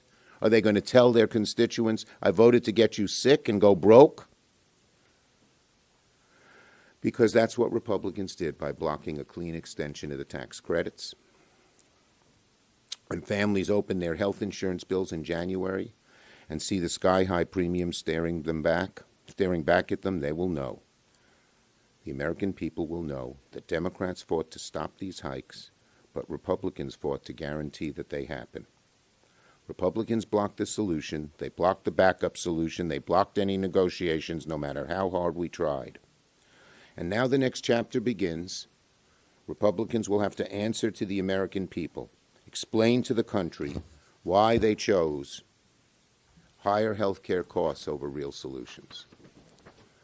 Republicans must answer for why people will lose coverage. Republicans must answer why families see premiums double and triple over the next year. Democrats' focus does not change. We fought like hell to stop these hikes. And we're going to continue to fight like hell to bring costs down for the American people on health care, on housing, on electric rates, on groceries. But Republicans are fighting like hell to send those costs right through the roof. They're fighting like hell to kick people off insurance. They're fighting like hell to cut taxes and give sweet giveaways to billionaires and the ultra-rich. January 1st is coming. Republicans are responsible for what happens next. This is their crisis now, and they're going to have to answer for it. Senator Klobuchar. All right. Thank you very much, Senator Schumer. And this is it. 13 times, not their lucky number. 13 times they rejected this. 13 times with the American people. So when that soybean farmer in Minnesota says to me he sees nothing but a perfect storm of ugly because of the tariffs, because of the input costs for his farm equipment, and because of his health care premiums, I'm going to tell them 13 times we tried to do this. You have already seen how the public feels about this, whether it is the Virginia and the New Jersey governor's races, whether it is the statewide Georgia races, including a recent legislative race there. They said enough. They want us to be working together to do something about their health care. And we have given them the opportunity so many times. The straight extension. And we would like to do a lot more, believe me. Reverse the cuts from the big, beautiful betrayal of the bill when it comes to Medicaid. Do something more on my legislation for negotiation of prescription drugs so we could do that faster. Public option, you name it. There's a lot of choices here. But right now, we have an immediate crisis. And as Senator Schumer pointed out, this is not a January thing. It's going to be set by then. This is not a February thing. This is a now thing. And they not only rejected this 3 years, despite 4 of them, including a very conservative Republican voting with us today, they also rejected a 2-year. They also rejected a very clear vote on a simple 1-year extension that basically would have been the same amount of money as they sent to Argentina. So I don't know how they explain to that soybean farmer in Minnesota that it was more important for them to send money to Argentina for one of the president's buddies than it is to help people with their health care. 75% of the people on these plans are in red states. They're in states that Donald Trump won. So I am not surprised that 4 of our colleagues voted with us. What I'm surprised by is that we didn't get that extra 9 that we needed, who behind closed doors, or as you've heard talk in the House, know that we have to do something about this right away. Senator Schumer and I have heard from so many people in our states and throughout the country. Here's one we just heard from yesterday, Virginia. Aaron and his wife, cancer survivor, are going to see their premiums double. That means they're going to have to make some hard choices. Do they pay the high premiums so Aaron's wife can continue her cancer screenings, or do they get some kind of junk plan so that maybe if there's a catastrophe it gets paid for, but the ongoing help is not there? Becky was in a wheelchair who's making progress, and they predict she's going to be out of that wheelchair if she can finish her treatment and physical therapy, but she doesn't think she can afford the premiums. Throughout the country, the people have spoken out. And one state where this is key, when you look at the states that use the most of these plans, it is Texas, it is Florida, and it is the state of Georgia. And just by coincidence, we have the great senator from the state of Georgia, Raphael Warnock, joining us today. A happy coincidence. Thank you so much, Senator Klobuchar and Leader Schumer. After today's vote, I really only have one question. Who do the Washington Republicans work for? Who are they working for? First, you kick 15 million Americans off of their health care in order to give billionaires a tax cut. And then after doing that, you double the premiums on some 22 million additional Americans. For some people, you triple the premiums, quadruple the premiums. Who are you working for? These are people who are disproportionately in red districts. Hearing right now from Raphael Warnock, who is speaking right now. I want to get you live now to the White House Press Secretary Caroline Leavitt, who is beginning her briefing inside the briefing room of the White House. Let's go ahead and listen in. Down the cost of living through bigger paychecks and lower prices. Real wages are finally on the rise again and on pace to increase to roughly $1,200 for the average American worker this year. To put that into perspective, real wages declined by almost $3,000 under the Biden administration. That means Americans right now are on track already to make up 1/3 of the $3,000 in lost wages under Joe Biden. There's much work to do, but this has already been significant progress. President Trump has also delivered resoundingly on his promise to end Joe Biden's insane war on American energy and make sure our country has reliable and affordable energy produced right here at home. As a result, the nationwide average for regular gas just fell to its lowest level in nearly 5 years. According to data from Gas Buddy released on Monday, average gas prices have now dipped below $3 per gallon in 37 states, below $2.75 per gallon in 22 states, and below $2.50 per gallon in 5 states. Just a few years ago, we saw record high price gas of nearly $5 per gallon. American families faced constant pain at the pump, and those costs caused the price of everything else to go up as well. In fact, the average cost for a gallon of regular gas in the country was the most expensive price during a presidential term in U.S. history under Biden's disastrous leadership, even with them recklessly draining our strategic reserves to try and artificially decrease prices. But thanks to President Trump, those days are long behind us. In the months ahead, Americans can expect prices to fall even further. We know that when gas gets cheaper, everything else gets cheaper too, and that's what this president is focusing on. Americans can also expect another boost to their bank accounts in the months ahead, as 2026 tax refund season is upon us after the holidays, and it's projected to be the largest ever thanks to President Trump's passage of the One Big Beautiful Bill. According to recent analysis from Piper Sandler, when Americans file their taxes early next year, their refunds could be about 1/3 larger than usual, or roughly an extra $1,000 per filer. That is money straight into the pockets of the American people.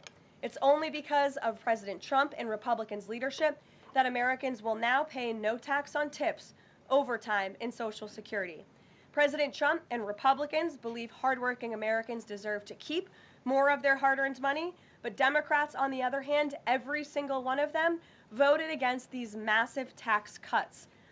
So remember that the next time Democrats try to talk about affordability. Democrats don't have a single clue about how to make America more affordable. They just spent the last 4 years creating the very affordability crisis that President Trump is fixing right now.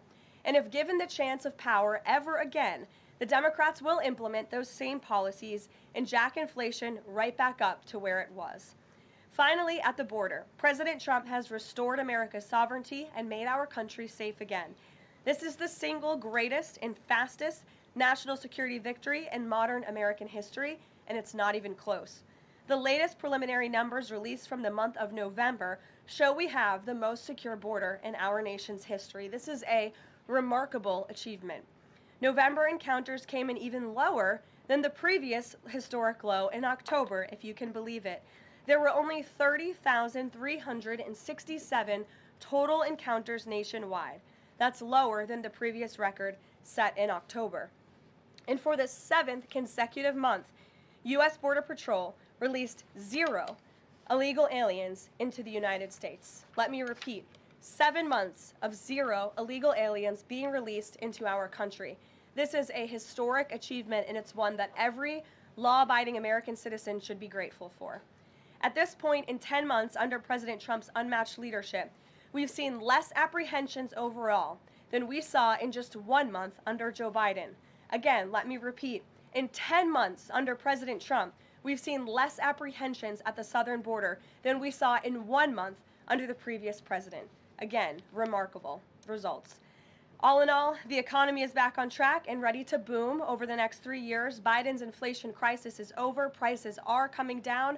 Wages are rising. The border is fully secure, and America's best days are to come. President Trump has kept his word and delivered for the American people over the past year, and he will not stop fighting, as you heard from him directly this week, until our country and every state in this country is better than ever before. So with that, I will take your questions today. I know there's a lot of news. We'll start with our new media seat. Mr. Bowling, it's great to see you here. He's of Real America's Voice. He's also the host of Edge, his interview and commentary podcast.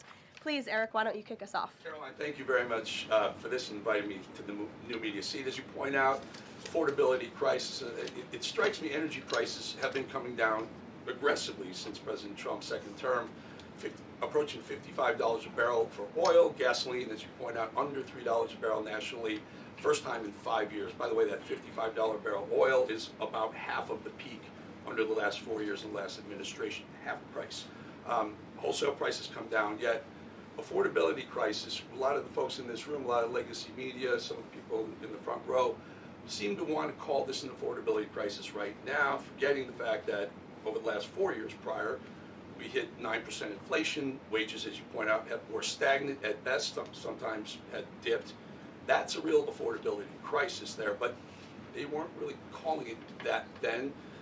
You point out how President Trump is changing the affordability in America, but how will he ensure that the legacy media doesn't flip the script and change it so that they're using affordability as their word, their idea, versus what the American people who know much better? Yeah, well, it's a great question, Eric, and it's a point of frustration for the president And for myself, I will say that's part of the reason I just kicked off this briefing today, setting the record straight with facts about the economic mess that the president inherited from his predecessor, Joe Biden. And he's focused on digging our country and our economy out of that hole every day. Things are getting better, and they will continue to. And President Trump understands better than any politician in this city the pain that the American consumer has been feeling for years now because of the last administration's policies. You heard him in the great Commonwealth of Pennsylvania this past week campaigning and talking to these voters saying, I was elected to fix this problem and I am fixing it. Don't forget who created it, and that's the Democrats. And I think when you hear the president talk about affordability, he's saying the Democrats are the greatest con artists in history because they are now trying to claim ownership of an issue that they created. And every data point and every economic metric does in fact show that the economy is improving. And so I do wish more people would report on those facts. I do wish that more people would remind the American public how we got here and why. It does not mean this president is discarding the feelings of the American people. He gets it better than anyone, which is why his entire administration has been focused on the issue of the economy and energy prices since day one. If I may Sure. follow up. It's reported that around 10,000 commercial driver's license operators have been pulled by your transportation secretary department. Will the president apply that same metric? For the reason was the operators weren't speaking or reading English to a level that was safely, people thought they would safely be able to operate trucks on our roadways. It's estimated in California around 40% of Uber drivers, Uber and Lyft drivers, don't speak English proficiently, and the number's 45% in Minnesota. Will this same rule or metric apply to the gig economy like Uber and Lyft? So I don't have any announcements on further regulations, if you will, from the Department of Transportation with respect to this issue. However, I will just reiterate the Trump administration's position is that truck drivers, particularly those driving big rigs on our nation's road and highways, who have a great responsibility to keep the American public and their fellow citizens safe, should be speaking English and should have an ability to read English proficiently. I think that's a very common sense policy to have. And we've unfortunately seen, and the Department of Transportation has uncovered and is actively working to fix these state-sponsored commercial trucking driver licenses, which were going to people who are not qualified to be driving these massive trucks on American roads, and they're endangering the lives of our fellow citizens. We've unfortunately seen many vehicle accidents across the country where people have lost their lives because of drivers that were just simply unqualified to be driving these trucks. So I know this is something DOT and Secretary Duffy take very seriously. Peter. Thank you, Caroline. Based on the way that things stand right now, is Operation Southern Spear about drugs or is it about oil? What I will tell you, Peter, is that the Trump administration is focused on doing many things in the Western Hemisphere. The president has taken a new approach that has not been taken by any administration for quite some time to actually focus on what's going on in our own backyard. And there are two things that are very important to this administration. Number one, stopping the flow of illegal drugs into the United States of America, which we know has killed hundreds of thousands of Americans.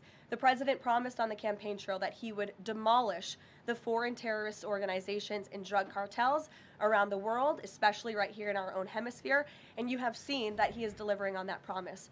With respect to the oil and what happened yesterday, the Department of Justice requested and was approved for a warrant to seize a vessel because it's a sanctioned shadow vessel known for carrying black market sanctioned oil to the IRGC, which you know is a sanctioned entity. So the president is committed to stopping the illegal flow of drugs into our country. He's also fully committed to effectuating this administration's sanction policy, and that's what you saw and the world saw take place yesterday. And because you said the president is trying to do a lot of things at once, he talks a lot about how he thinks the way to bring down prices for everything would be to bring down the cost of energy. Would he use this seized Venezuelan oil to try to help Americans with affordability here in the United States? Well, what I can tell you right now, the vessel has been seized, as you know.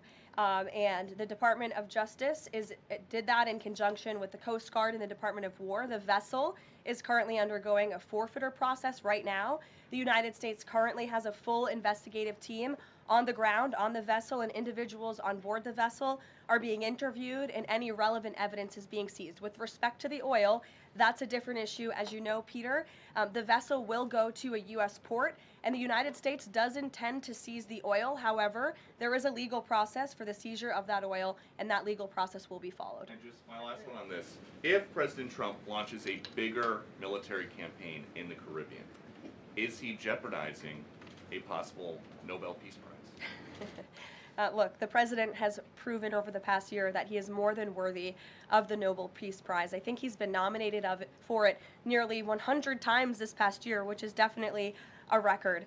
He's solved, I think, 9 conflicts around the world. We are up to now. He's actively working on the Russia-Ukraine war, which is the big one as we speak, and has been over the past year. With respect to any additional action in Venezuela, I'm definitely not going to get ahead of the president or the United States military. Mary. Yeah, White House press briefing continuing at this hour. I want to let you know, give you a live look right now outside a courthouse in Provo, Utah, where the suspected assassin of Charlie Kirk, Tyler Robinson, due in court for a hearing that's scheduled to begin in about half an hour. Also want to let you know that the FEMA Review Council meeting, we're seeing reports that has been canceled for today. This is when they were supposed to give their kind of final recommendations about the future of FEMA and where things go from here with that. But that meeting, again, we're hearing has been canceled. I'm seeing multiple reports of that, and so unclear when that meeting will now take place. But we will keep our eyes out for that because of obviously the ramifications on what that means for disaster recovery here in Florida, and also several members of that review council with Florida ties. And we're going to take a quick break right now here on Fox 35 News Plus, but we'll be right back.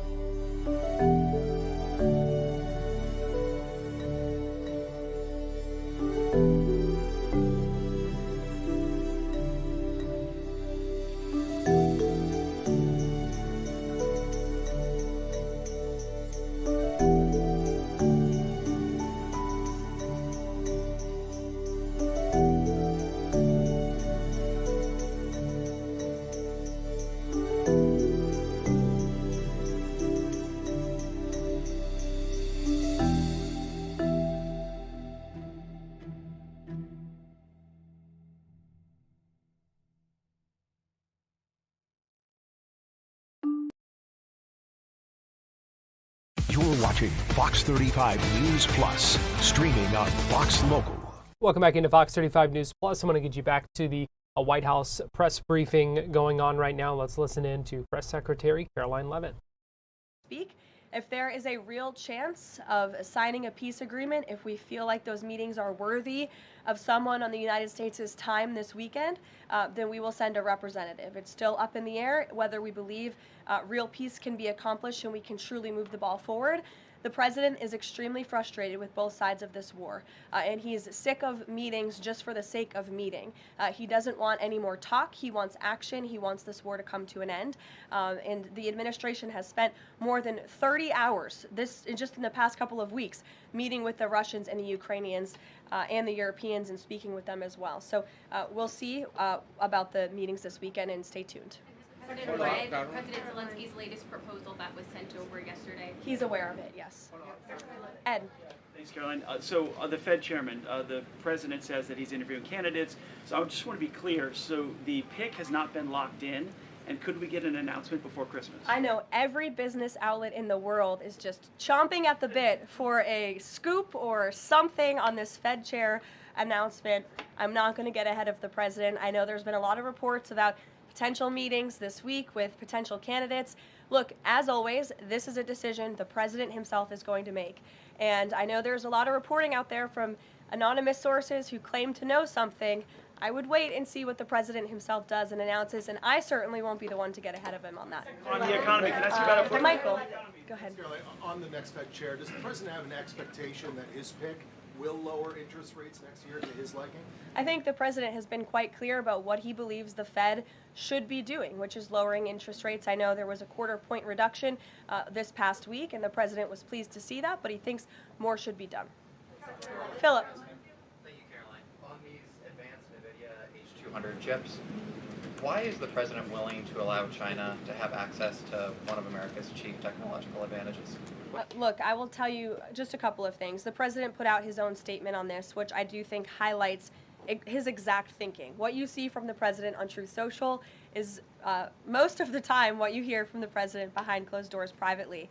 He told President Xi that NVIDIA will only be shipping H200 products to approved customers in China under conditions that will allow for continued strong national security. The administration continues to maintain a strict export control regime, and we are ensuring that the Blackwell chip and other advanced technologies stay right here in America, and these H200 chips will only be sent to China after undergoing a security inspection here in the United States. Elizabeth. City Mayor-elect Zoran Mondani put out a video recently telling immigrants in New York City they have the right to stand up to ICE. Are you concerned this will inspire New York City residents to resist ICE operations, and what will the Trump administration do if this happens? The Trump administration is definitely concerned about the rise in violence, in attacks, and physical threats that we have seen against our brave men and women who wear the ICE uniform. Again, these are agents who are just simply doing their jobs. They are enforcing our nation's immigration laws, and we've seen more than a 1,000% increase in violent attacks on them and their families. They've been doxxed, they've been harassed, many of them have been physically assaulted and attacked. So we condemn that wholeheartedly. I know the administration has done a lot to protect our ICE agents, and the president stands firmly behind them in conducting these enforcement operations. And there's a lot of talk from Democrat politicians in New York, but the Trump administration will continue to do our jobs in every state, and that's to remove illegal aliens and public safety threats from American communities. Sure. Thank you. I'll go to the gentleman who's very eager, and then to you. Thank you so much. Obviously, Jasmine Crockett, who the president has openly criticized, just entered Texas' Senate race. I asked Mike Johnson, who said that Texas largely supports the president. Crockett, on the other hand, says that Trump is an example of extremism. She says that her support is a referendum on Trump. I'm curious to get your thoughts on this. And has Trump made any statements since she's announced her candidacy? Not to my knowledge, as you know, from the White House podium. As a government employee, I'm not privy to comment on future elections, but I do think the president has made his thoughts on Ms. Crockett quite clear, and I do believe he thinks she is wholly unqualified for the office that she is seeking. Joey. Yeah, thanks, Caroline. A federal judge today ordered the immediate release of Kilmar Abrego Garcia from ICE detention. Does the White House have a response to that, and does the administration plan to appeal that decision?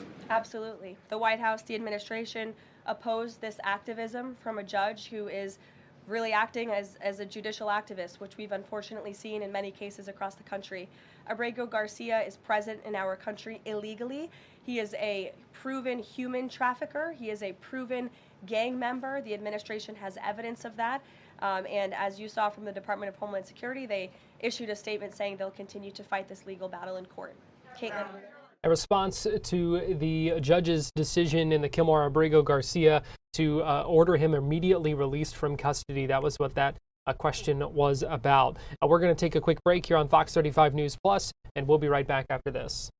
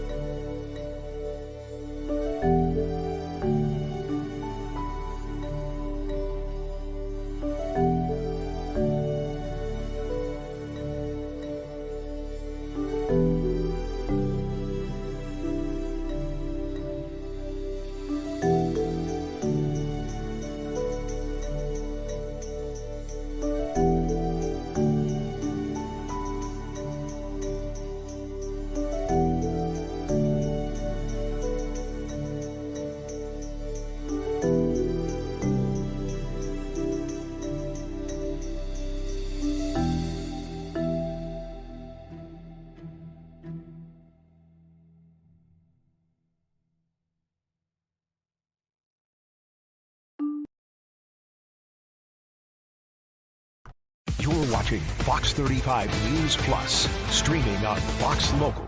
Welcome back into Fox 35 News Plus. I'm Garrett Weimer. Thanks for joining us on this Thursday afternoon, live on Fox Local and on YouTube right now. It is a busy day in Tallahassee. We've listened into some of the committee hearings that have been going on today and throughout the week during this interim period here. A lot to talk about. We know it is a busy time for state lawmakers, and we are actually joined live now by State Representative Juan Carlos Porras, a Republican from Miami, who joins us live now in between committee meetings. And Representative Porras, we appreciate you making time for us here on Fox 35 News Plus. Happy to be here, Garrett. On Channel 13. So I do want to start by asking you about one of your bills that is getting a lot of attention at the moment, and that is House Bill 657, and that is a bill that would actually allow neighbors in neighborhoods across the state of Florida to dissolve their HOA given a certain set of circumstances. And I'm just curious here if you could talk about the impetus behind this bill and how this came about. Absolutely. I mean, this has been a culmination of years in the work of frustrated homeowners that have reached out to me, not just in my district, where some of the largest homeowner associations in the state are in Miami, but from Pensacola all the way to the Keys. People have been so frustrated not knowing what to do with their homeowner association, whether there's a dispute, whether they're not complying with the law, whether they're not providing documents, or they're just stealing the money. Nobody knows where to go to. Nobody knows who to call. And this bill, House Bill 657, is going to address every single one of those concerns. We're going to create a whole new community association court system where we're going to give power back to the people. And instead of going through state bureaucracy, they can go forward and either sue their homeowner association or talk to a judge or an arbitrator to make sure that that dispute gets resolved safely. And also, but also than that, this bill for the first time is going to address guidelines on how to completely dissolve or get rid of a homeowner association for those people that feel so disillusioned with their homeowner association that they want to get rid of it.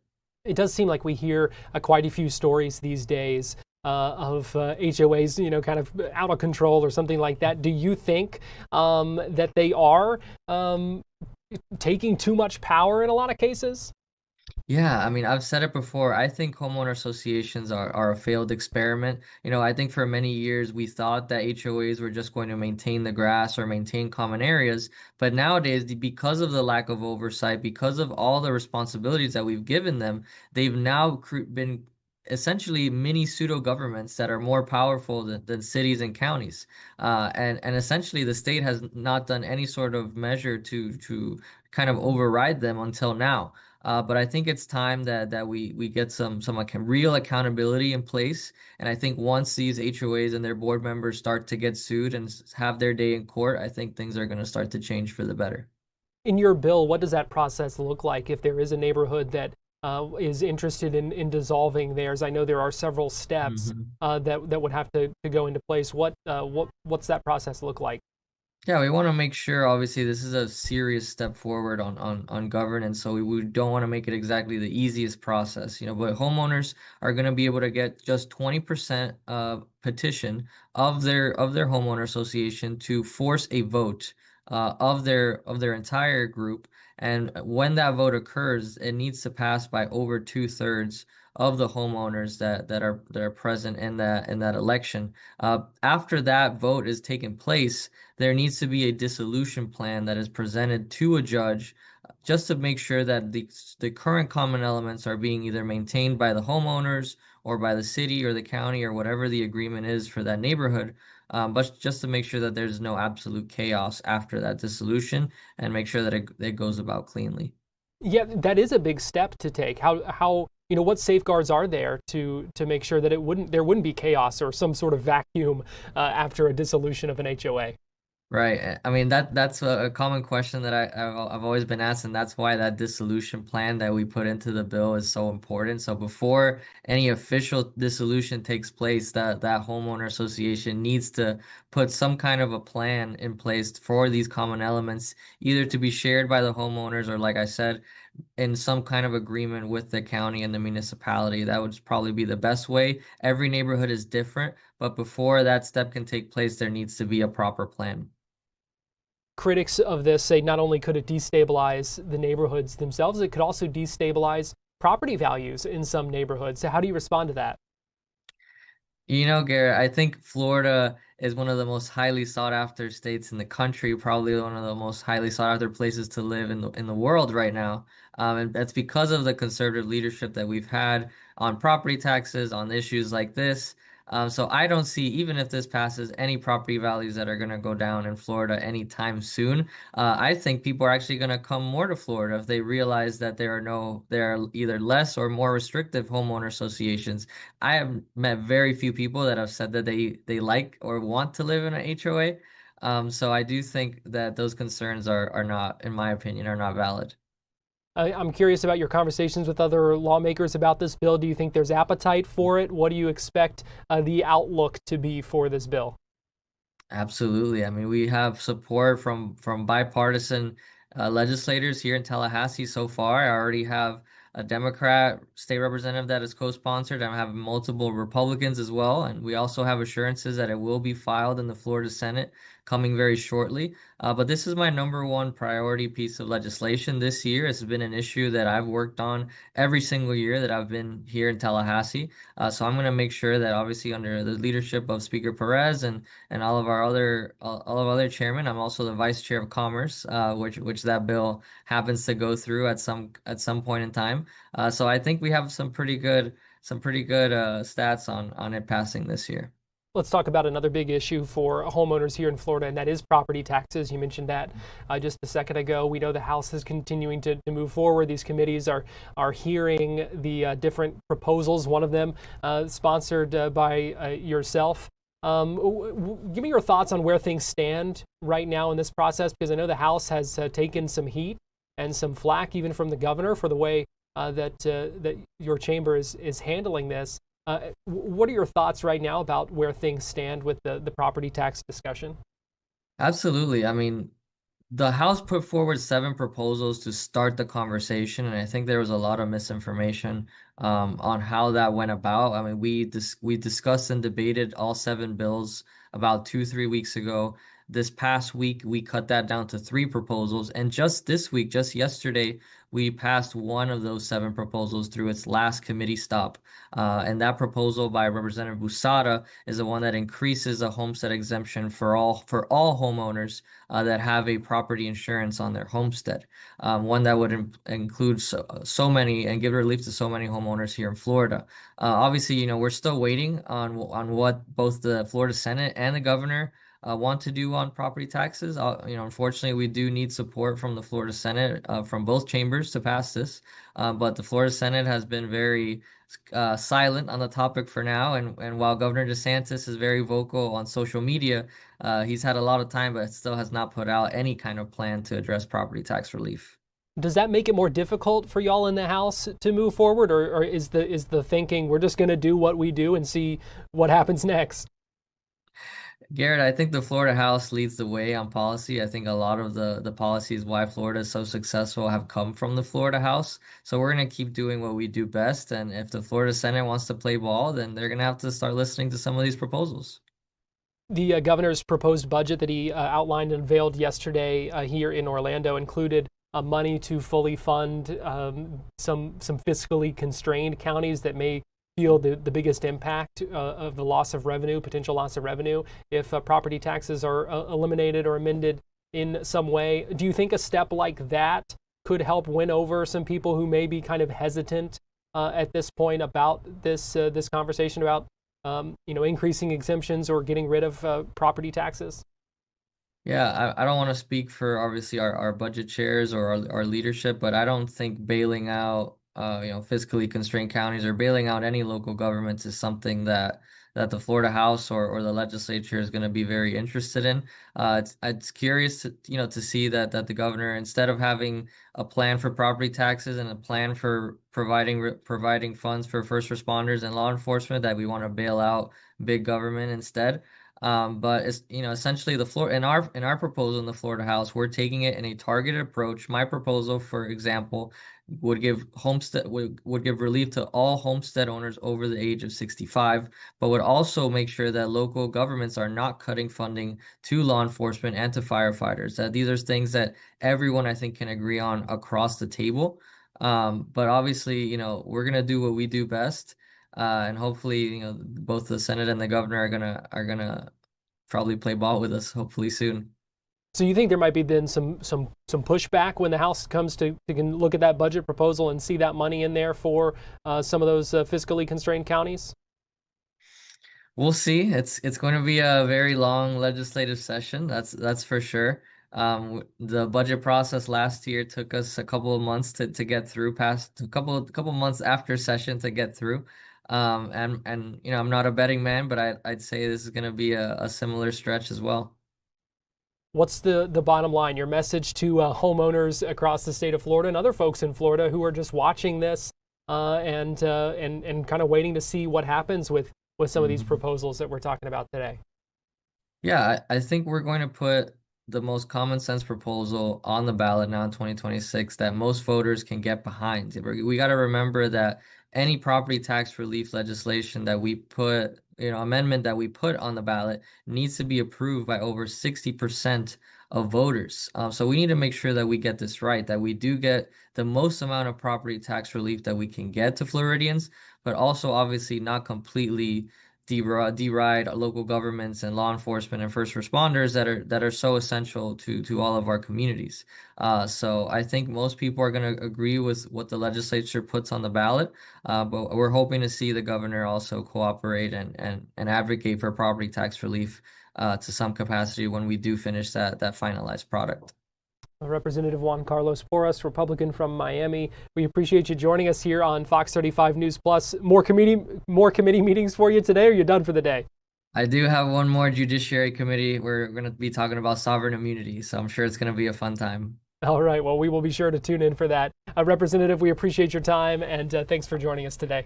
Thank you, Garrett. Happy to be here. We're going to take a break, and we'll be right back.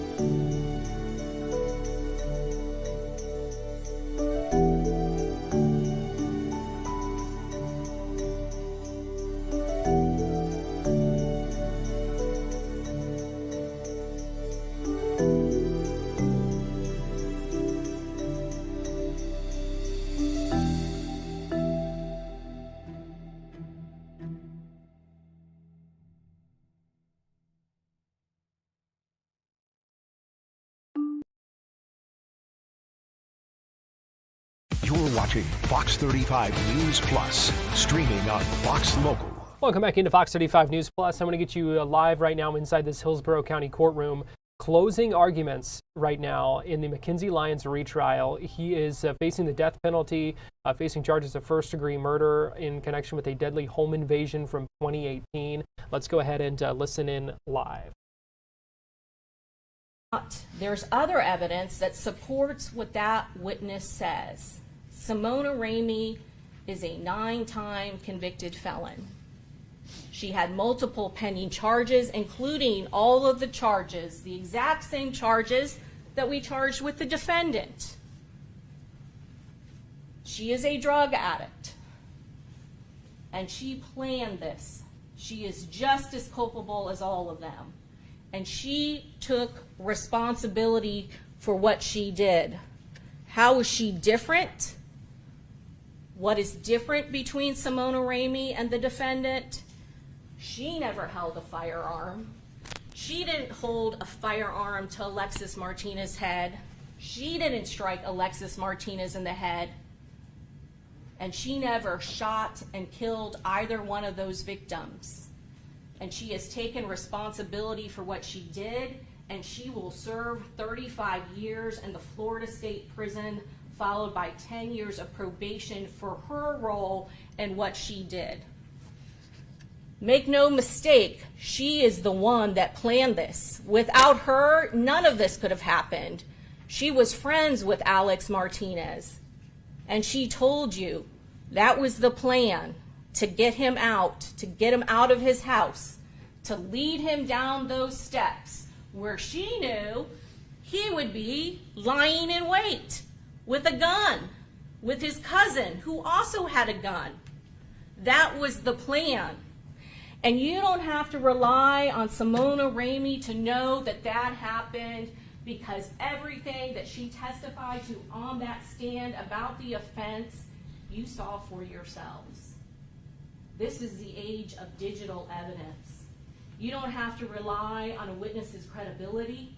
You don't have to rely on whether or not they have some interest to lie to you. You don't have to rely on someone's memory, because of the fact that law enforcement recovered that digital video recorder, and you saw in your own eyes and heard with your own ears everything that happened before they lost their lives in that bathroom. Closing arguments continuing right now in the McKinsey Lyons retrial going on right now in Hillsborough County. Also want to give you some breaking news here. Indiana quarterback Fernando Mendoza has been named the College Football National Player of the Year from the Associated Press. Mendoza is a Miami native. He played at Christopher Columbus High School, now playing for the Hoosiers, who have the shot at a national championship. He's in the Heisman conversation, and he's the National Player of the Year. Keep it right here on Fox 35.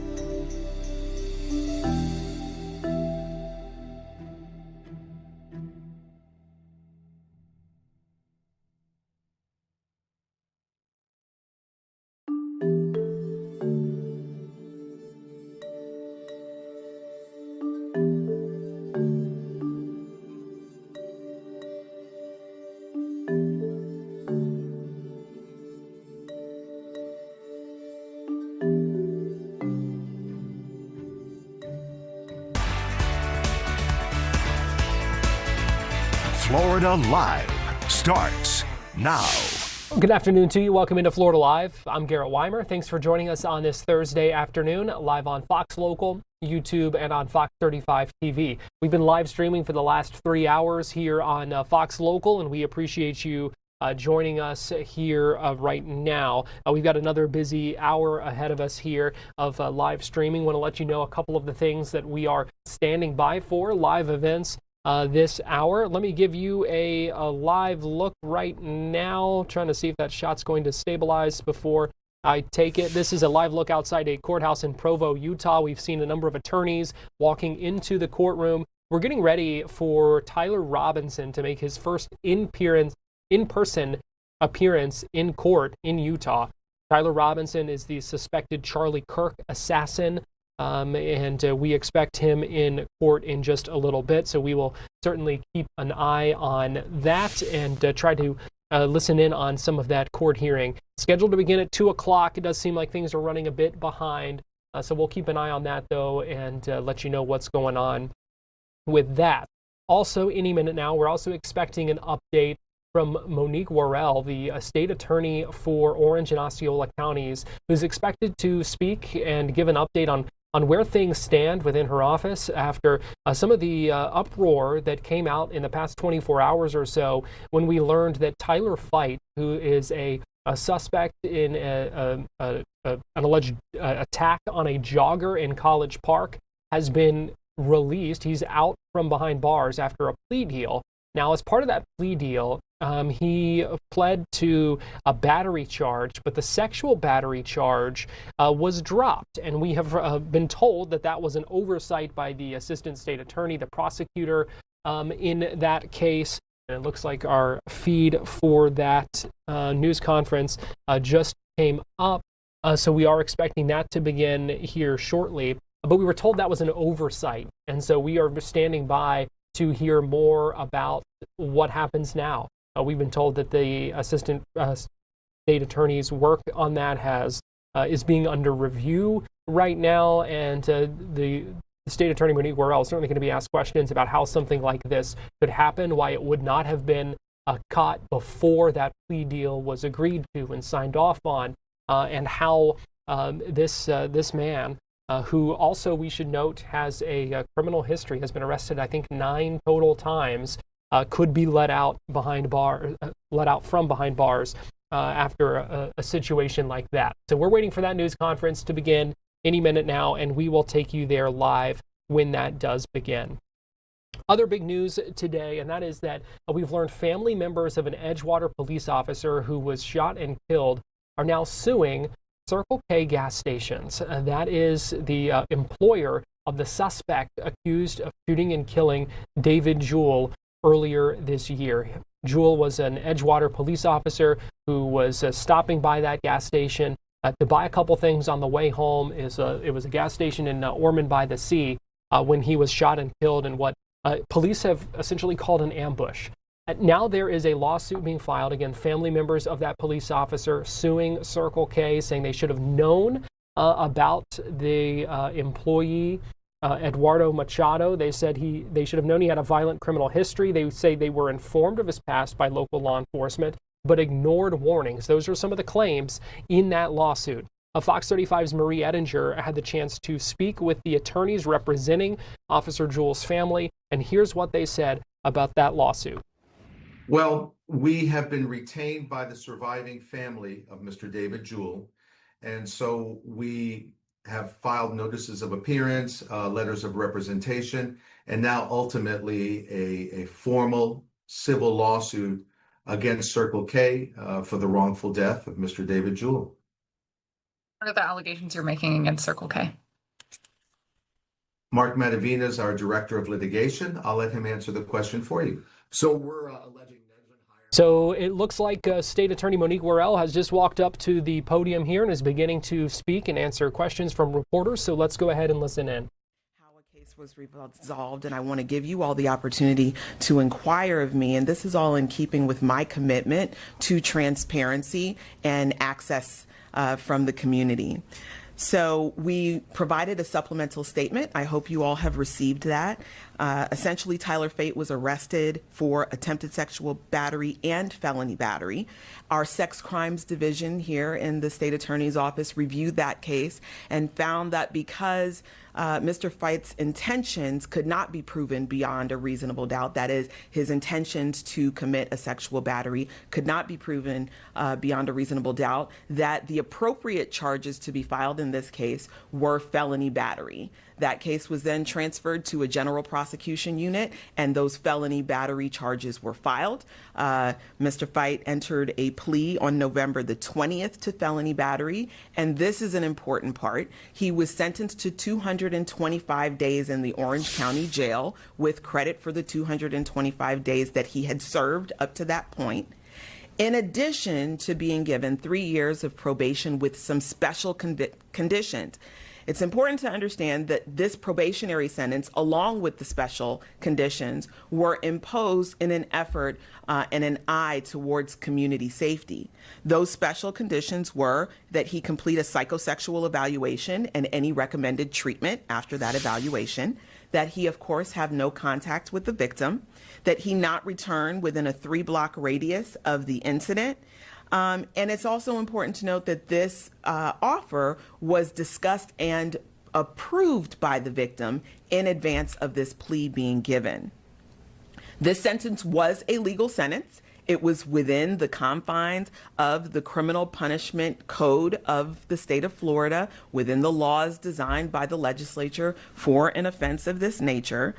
And while the prosecutor in this case made an error with the withhold of adjudication that I think seems to be a point of concern for most people, it's important to understand that that error in no way impacted the sentence, and it also in no way impacted the fact that Mr. Fate is in fact a convicted felon. So it didn't make him not a convicted felon because he had previously become a convicted felon based on a previous event. The prosecutor's error in this case was administrative in nature, and he is not under investigation because he didn't do anything illegal or unethical, but the error that he made was contrary to the practice of this office, and because of that, his decision is being reviewed by his immediate supervisor, which is the standard procedure in this office to ensure that we operate with the best and highest standard of practices. It's also important, though, to understand that this individual has a caseload of over 400 cases. So it is not unexpected that there would be administrative errors. And I know that this has been reported and cause for concern for the community. But again, I want to reiterate that the prosecutor's error did not impact the sentence. Mr. Fate was in fact sentenced to 225 days in the Orange County Jail, which was a sentence well within the realm of appropriate sentencing for the offense that he was charged with. So at this time, I'll open it up for any questions that you may have with regards to this case, and I'm hopeful that this will certainly provide insight to the community on what took place here. Yes, sir. When you say administrator, are you talking about paperwork, like you filed paperwork wrong? I mean, how was it communicated to you about what went wrong? Yeah, I'm saying that for the plea agreement that he signed off on, rather than checking adjudication, he checked withhold of adjudication, and he shouldn't have. He should have checked adjudication. But again, the important thing there is that it did not impact the sentence that Mr. Fate received. It didn't impact accountability in this case.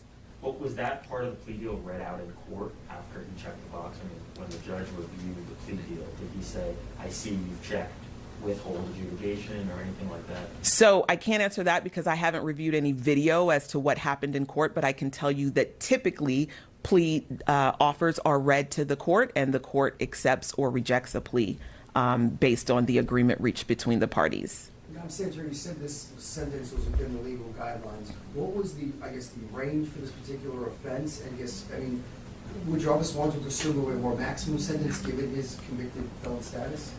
No. So it's important to understand the way the Florida Criminal Punishment Code works. And I have here a copy of Mr. Fite's score sheet, and I know that that has been publicly requested, so many of you likely have it as well. But Mr. Fite didn't score prison.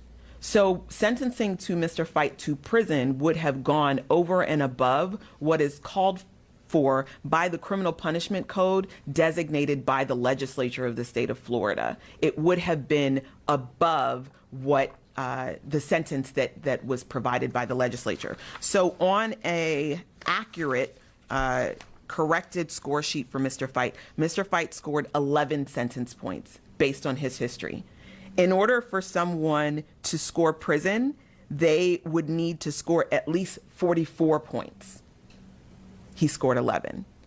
Could you talk about the protocol for when pleas are being discussed or when you guys are deciding what to offer, how to go about that, who approves it? Could you just talk about that process, please? Absolutely, and I think that's so important for the community to understand, so thank you for your question.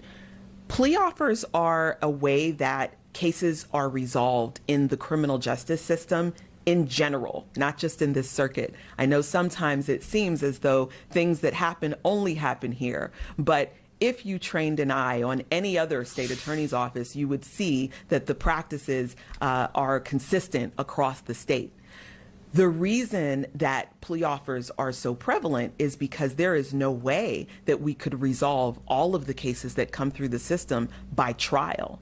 In fact, a very low percentage of cases, the last time I checked, it was some 2 or 3% of cases in the criminal legal system resolved by trial. So that means the vast majority of cases in the criminal legal system resolved by plea offer. So there are some plea offers that are very clearly and easily determined, because when we're talking about a felony case, each individual in a felony case has a score sheet, a Florida Criminal Punishment Code score sheet, and it scores offenses in an individual's prior history.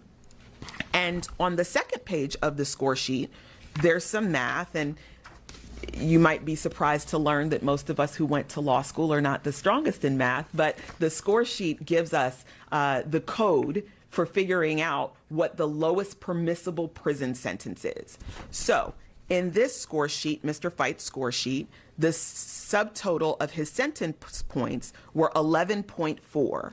Then you go down to sentence computation, and it says if the total sentence points are greater than 44, right? So 44 is far greater than 11 that he actually scored. Then you would take those points, you would subtract 28. When you get that number, you would multiply it by 0.75, and that number gives you the lowest permissible prison sentence in months. So in this case, this individual did not score a prison sentence. Could he have been given a prison sentence? Yes, but again, it would have been outside the realm that has been designated by the legislature of what an appropriate sentence would be in this case. Again, I want to reiterate it because it's important that you understand. Our office didn't design this. This is designed by the Florida legislature to help us determine what is an appropriate sentence and what is not an appropriate sentence. And this sentence in this case fit within what has been designated by the Florida legislature as what would have been an appropriate resolution to this case.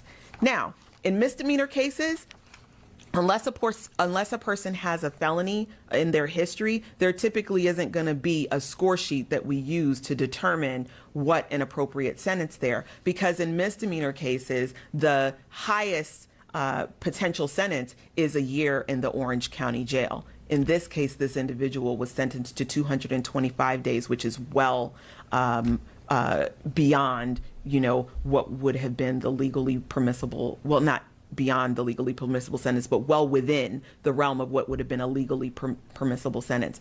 With regards to who approves it, the attorneys make their own negotiated plea agreements. They only need approval if they are going to go outside what is the realm of an appropriate sentence as stated by the criminal punishment score sheet.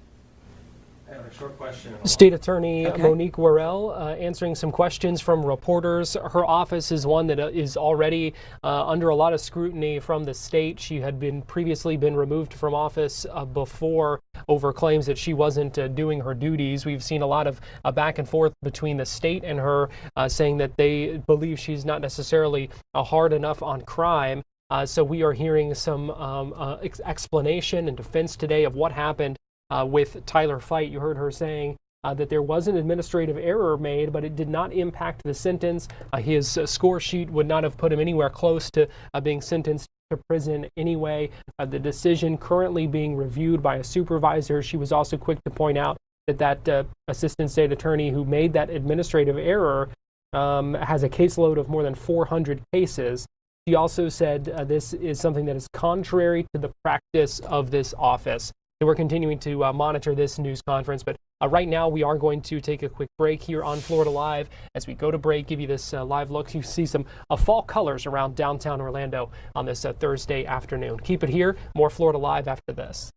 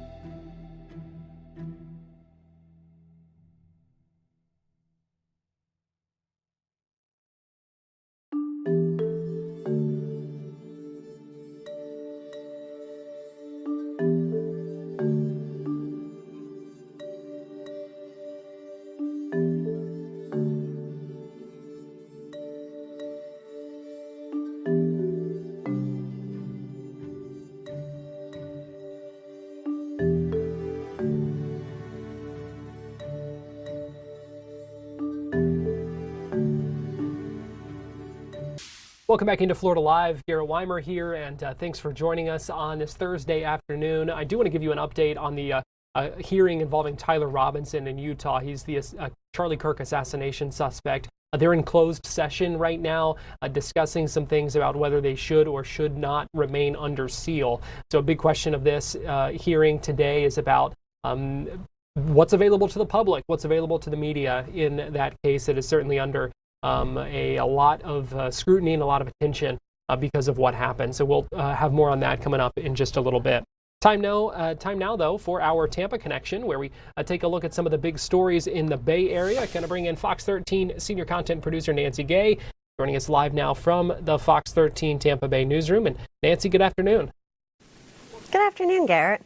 We're going to start today in Polk County, where 3 people are accused of using children to circulate money throughout Lakeland. Now, Polk County deputies began investigating on December 6th when they began getting reports of counterfeit bills being passed at 2 local businesses in the same shopping plaza in South Lakeland. Now, one witness said that they saw the suspect leaving in a gray Kia SUV. Jean Armand, he is from Tampa. He was identified as that suspect and he was arrested. Now, while he was talking with detectives, Armand claimed that he got the counterfeit money from his friends, 25-year-old Kinsey Stanton Langley and 24-year-old Beyonce Stanton in Mulberry. Deputies said that they spotted that gray Kia SUV that Armand was believed to be in at US 98 and Lyle Parkway in Bartow the next day. So that would be on December 7th, and they pulled over that vehicle. Now, deputies said inside that vehicle were Armand's 2 friends, who he said he got the counterfeit money from, along with 2 children. Deputies said one of those kids had a counterfeit $20 bill and a receipt from a Mulberry Taco Bell on them. And Stanton had $400 in 1s, 5s, and 10s, while Stanton Langley had $100 on her, and those bills were all in 1s, 5s, and 10s. Investigators said counterfeit $20 bills were used by a child at a Dollar General store on December 7th, and that child who was in that car matched the description of the child who was using the counterfeit money at that store. That same child, according to deputies who went to the Mulberry Taco Bell, used a $20 bill and made a small purchase and received change. And then that kid made a small purchase the same morning at a nearby pizza restaurant using, again, a fake $20 bill and received change there as well. And during an interview, that child told investigators that Stanton and Stanton Langley gave the kids $20 bills and told them to go into the stores, buy something, and then bring them back the change. Now, both of them, Stanton and Stanton Langley, denied these allegations, and they claimed that they visited several businesses because they were looking for jobs. Stanton and Stanton Langley were arrested, and they were both charged with scheme to defraud, petty theft, uttering forged bills, conspiracy to commit fraud, and contributing to the delinquency of a minor. Now, Armand, he was charged with scheme to defraud, petty theft, and uttering forged bills. He is also being held on a Hillsborough County warrant for operating an unregistered vehicle and driving without a license. Garrett? Also in our Tampa connection today, Nancy, and that's serious allegations being made against a school staffer in Sarasota County. Yes, that's right. The mother of this child who was accusing this school staff member of inappropriately touching him held a press conference yesterday where she said that fear will not silence her son. Now, her teenager is a student at Sarasota School of Arts and Sciences, and he told family members that 21-year-old Kobe Bradley had touched him inappropriately during school activities on several different occasions. Bradley was assigned to the aftercare program at that school. And Sarasota police, they say that Evergreen's son said that Kobe Bradley had improper contact with him and that it happened inside of a classroom as well as in the theater room. Now, the police investigation later expanded to include another school. A Sarasota high school teen told investigators that Bradley inappropriately touched him during band camp over the summer. Bradley was a volunteer at the high school. That's according to the Sarasota Police Department. In total, investigators say there are 3 male victims who are between the ages of 14 and 15. But police believe there could be more victims out there.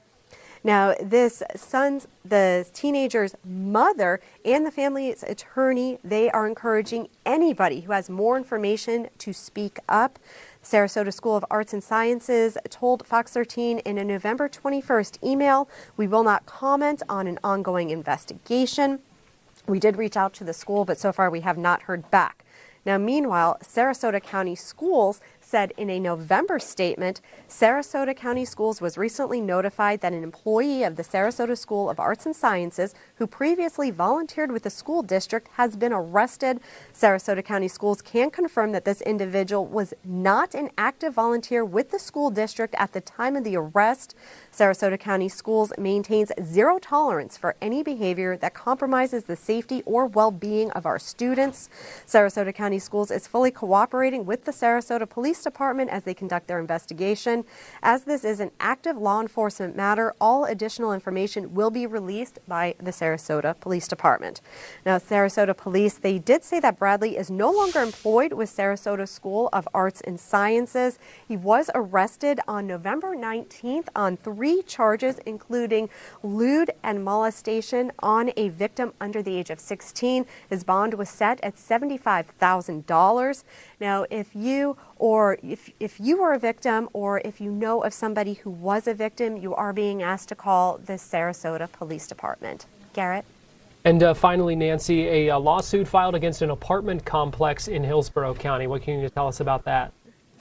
Yeah, this lawsuit was filed by the family of a woman who was shot at this apartment complex. Now, that woman, 26-year-old Enrique Moore, she did survive this shooting, but she needs 24-hour care, and she also now must relearn basic functions.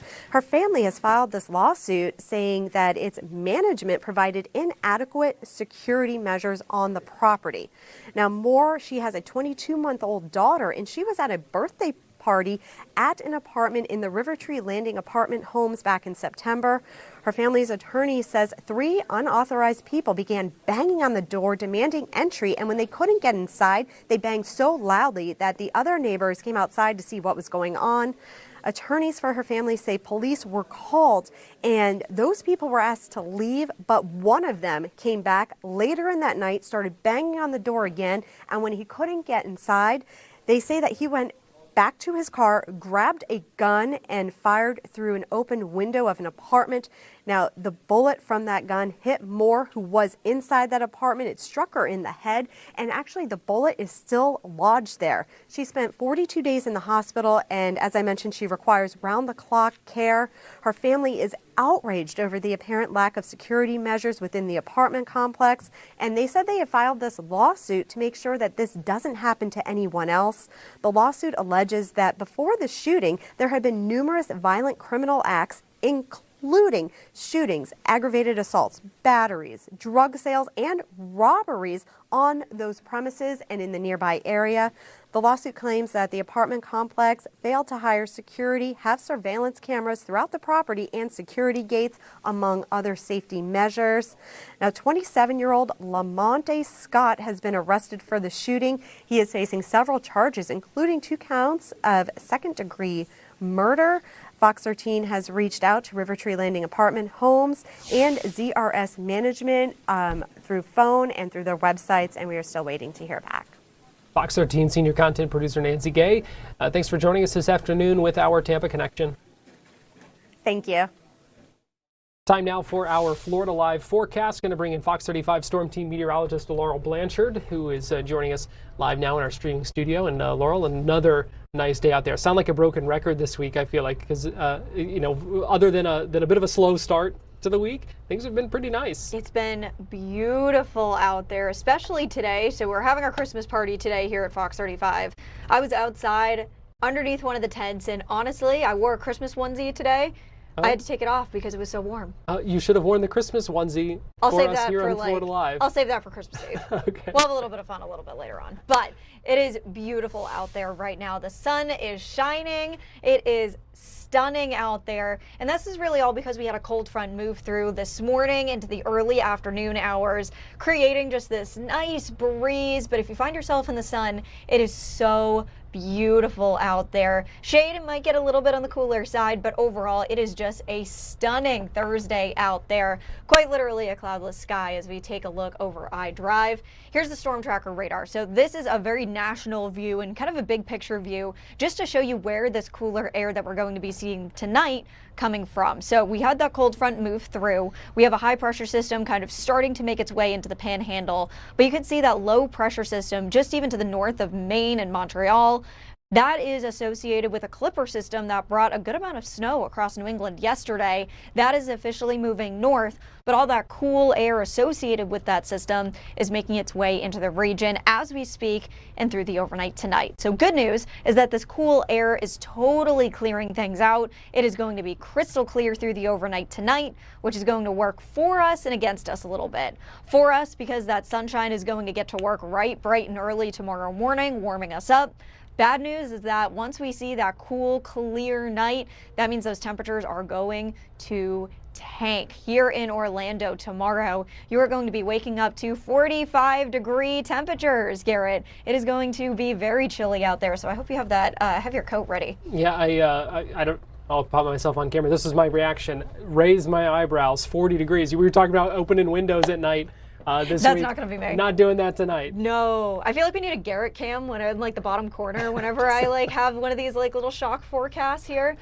Just a live look at the whatever facial expressions I give. A little reaction cam. Most of the time it's pleasant. You know, we have so much great weather around here. Most of the time it's not too bad, but then you drop a 40 or 30s on me, and then yeah, you're definitely going to get the immediate.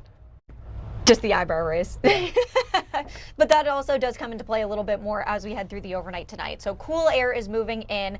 That could actually lead to a little bit of frost coming up tomorrow morning in areas across Gainesville and Ocala. That's why those areas are under frost advisories tomorrow morning. And basically what a frost advisory is those temperatures up in Gainesville and Ocala dropping down into the upper 30s. So those frost advisories close to freezing, but not quite there. So there could be a couple of areas of some of that patchy frost out there. You can see 39 in Gainesville, 39 in Ocala tomorrow, and you can see that frost advisory there. And it looks like Levy County actually just got added to the mix as well. Same with Gilchrist County as of just a couple of minutes ago. So we're going to be keeping an eye on those patchy frost in those areas. So if you are on the morning commute out there tomorrow, it will be chilly.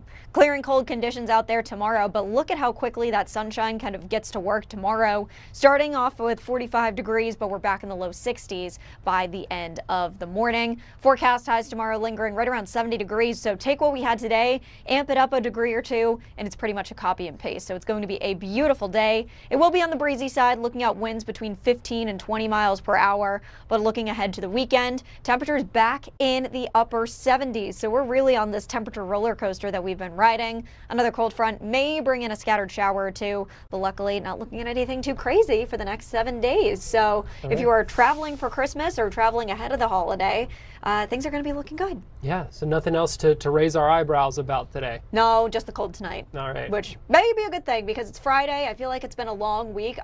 I swear I've been messed up on every single day this week, totally thinking it's another day. So it's a cold shock to the system, finishing the work week strong.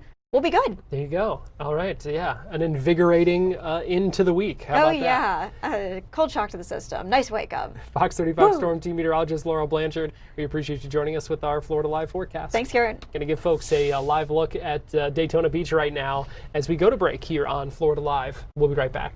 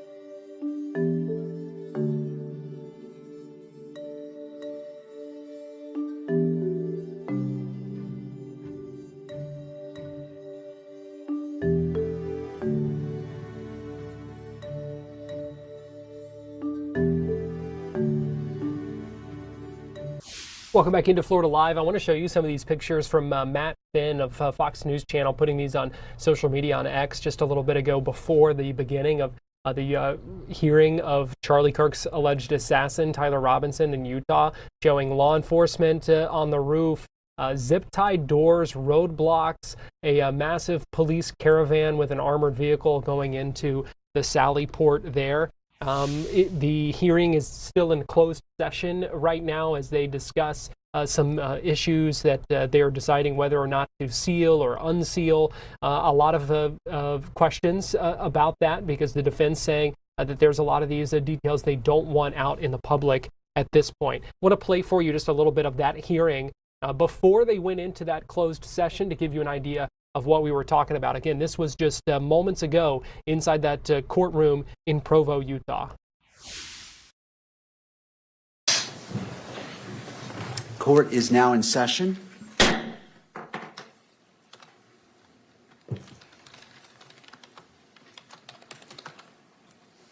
Counsel, if you could enter your appearances, please. Your Honor, Christopher Ballard, Ryan McBride, Chad Grunander, and Lauren Hunt on behalf of the state. Good afternoon. Good afternoon, Your Honor. Kathy Nestor, excuse me, Richard Novak, Stacy Visser on behalf of Mr. Robinson. Good afternoon. Good afternoon, Your Honor. Jeff Hunt and David Ryman appearing on behalf of the media interveners that are identified in our motion papers. Good afternoon.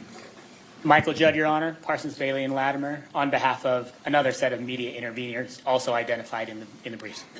Good afternoon, and I recognize Mr. Robinson in the courtroom as well. Good afternoon. And for the benefit of the record, calling case 251-403-576, State of Utah versus Tyler James Robinson.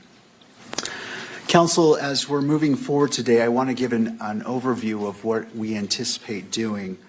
And it comes down, we're addressing three issues. The first is the October 14th, 2025 audio recording of the closed hearing and the October 24th, 2025 transcript of that hearing. The second is the state's motion to amend or clarify the publicity order, commonly known or referred to as the gag order.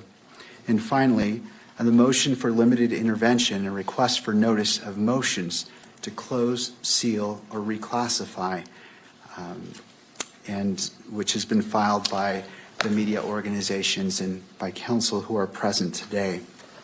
So as we begin, the first part is we'll begin by addressing the October 14th audio recording and the October 24th transcript. This portion of the hearing will be closed so that I may hear from the parties regarding which portions of the recording the record should remain sealed. All members of the public and the press will be excused, and the hearing will not be broadcast.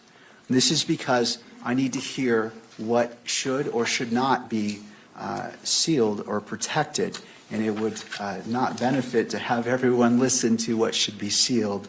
And so after I've heard argument, we will invite all parties or the public and the media to come back in, and the hearing will resume transmission. We will then take up the motion for limited intervention, followed by the state's motion to amend or clarify the publicity order.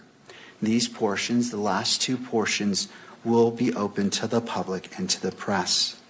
After hearing argument on all three matters, I will take a brief recess and then return to issue my ruling today. We will then stand in recess. So at this point, we'll go ahead and excuse the public and the media, and it is the court's order that transmission be terminated temporarily. Your Honor, we have one request with respect to the closed hearing. May I be heard on that? Yes, counsel. Thank you. Richard Novak for Mr. Robinson. Mr. Robinson has some immediate family members who are present, his father, his mother, and his brother, and we would ask the court to permit them to remain in the courtroom during the closed portion of the hearing. To the state. My only concern with that, Your Honor, is that we're going to be talking about court security measures. And I don't know that we'll have to go into a lot of detail about that, but I do have concerns about those issues being discussed in public. All right. Mr. Novak, do you have authority that supports allowing them to remain in a closed hearing? No, I think it's subject to the court's discretion to decide who is and is not an appropriate member of the public. I think they have a unique relationship with Mr. Robinson, and they would certainly abide by any orders the court makes concerning disclosure of what is discussed in closed session. But obviously, it's up to the court. Thank you, Mr. Novak. I'm going to rule that they will be excluded as well. It is just given the nature and the sensitivity of it, I believe it is appropriate to treat all parties in the public equally, though I do recognize their relationship with Mr. Robinson. Thank you for your request. All right, we will go into the closed session. Thank you. So that was just moments ago. The court still is in closed session right now, so we'll keep monitoring this throughout the afternoon. We don't know how long that closed session might last before they come back and the judge issues his ruling on the gag order and some of the other things remaining under seal. We are going to take a break right now here on Florida Live, but we'll be right back with more.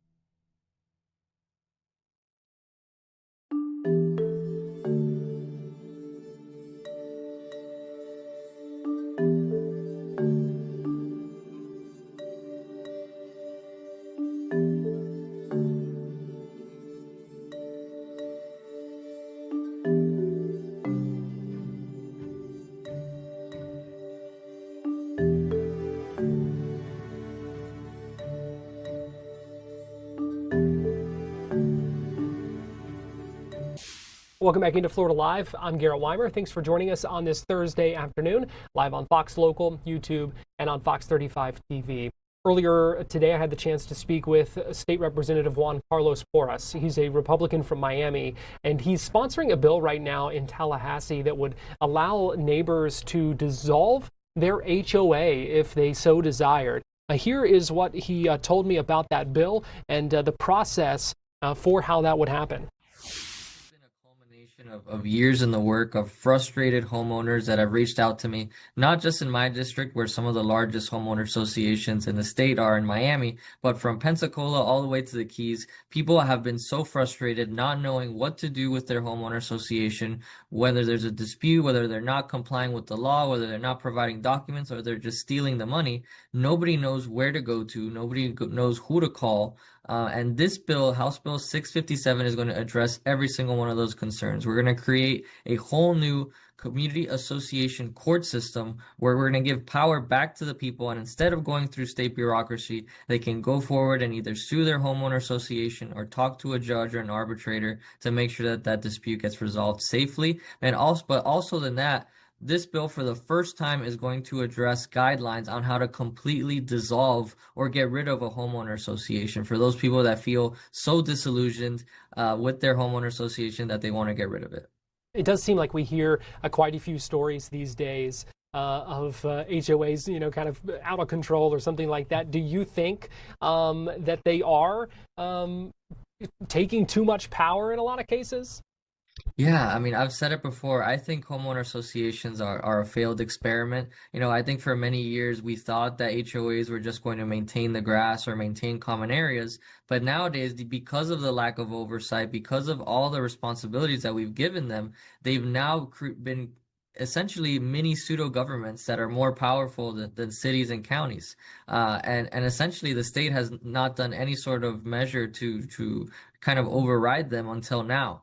But I think it's time that we get some real accountability in place. And I think once these HOAs and their board members start to get sued and have their day in court, I think things are going to start to change for the better.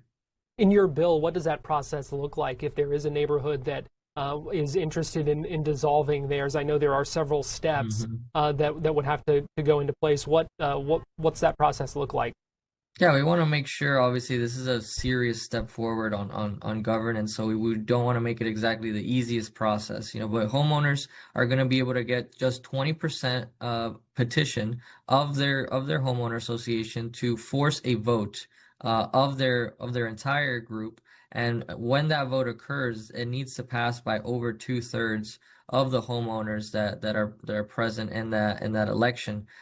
After that vote is taken place, there needs to be a dissolution plan that is presented to a judge just to make sure that the current common elements are being either maintained by the homeowners or by the city or the county or whatever the agreement is for that neighborhood. But just to make sure that there's no absolute chaos after that dissolution and make sure that it goes about cleanly. Yeah, that is a big step to take. How what safeguards are there to make sure that there wouldn't be chaos or some sort of vacuum after a dissolution of an HOA? Right. I mean, that's a common question that I've always been asked, and that's why that dissolution plan that we put into the bill is so important. So before any official dissolution takes place, that homeowner association needs to put some kind of a plan in place for these common elements, either to be shared by the homeowners or, like I said, in some kind of agreement with the county and the municipality. That would probably be the best way. Every neighborhood is different, but before that step can take place, there needs to be a proper plan.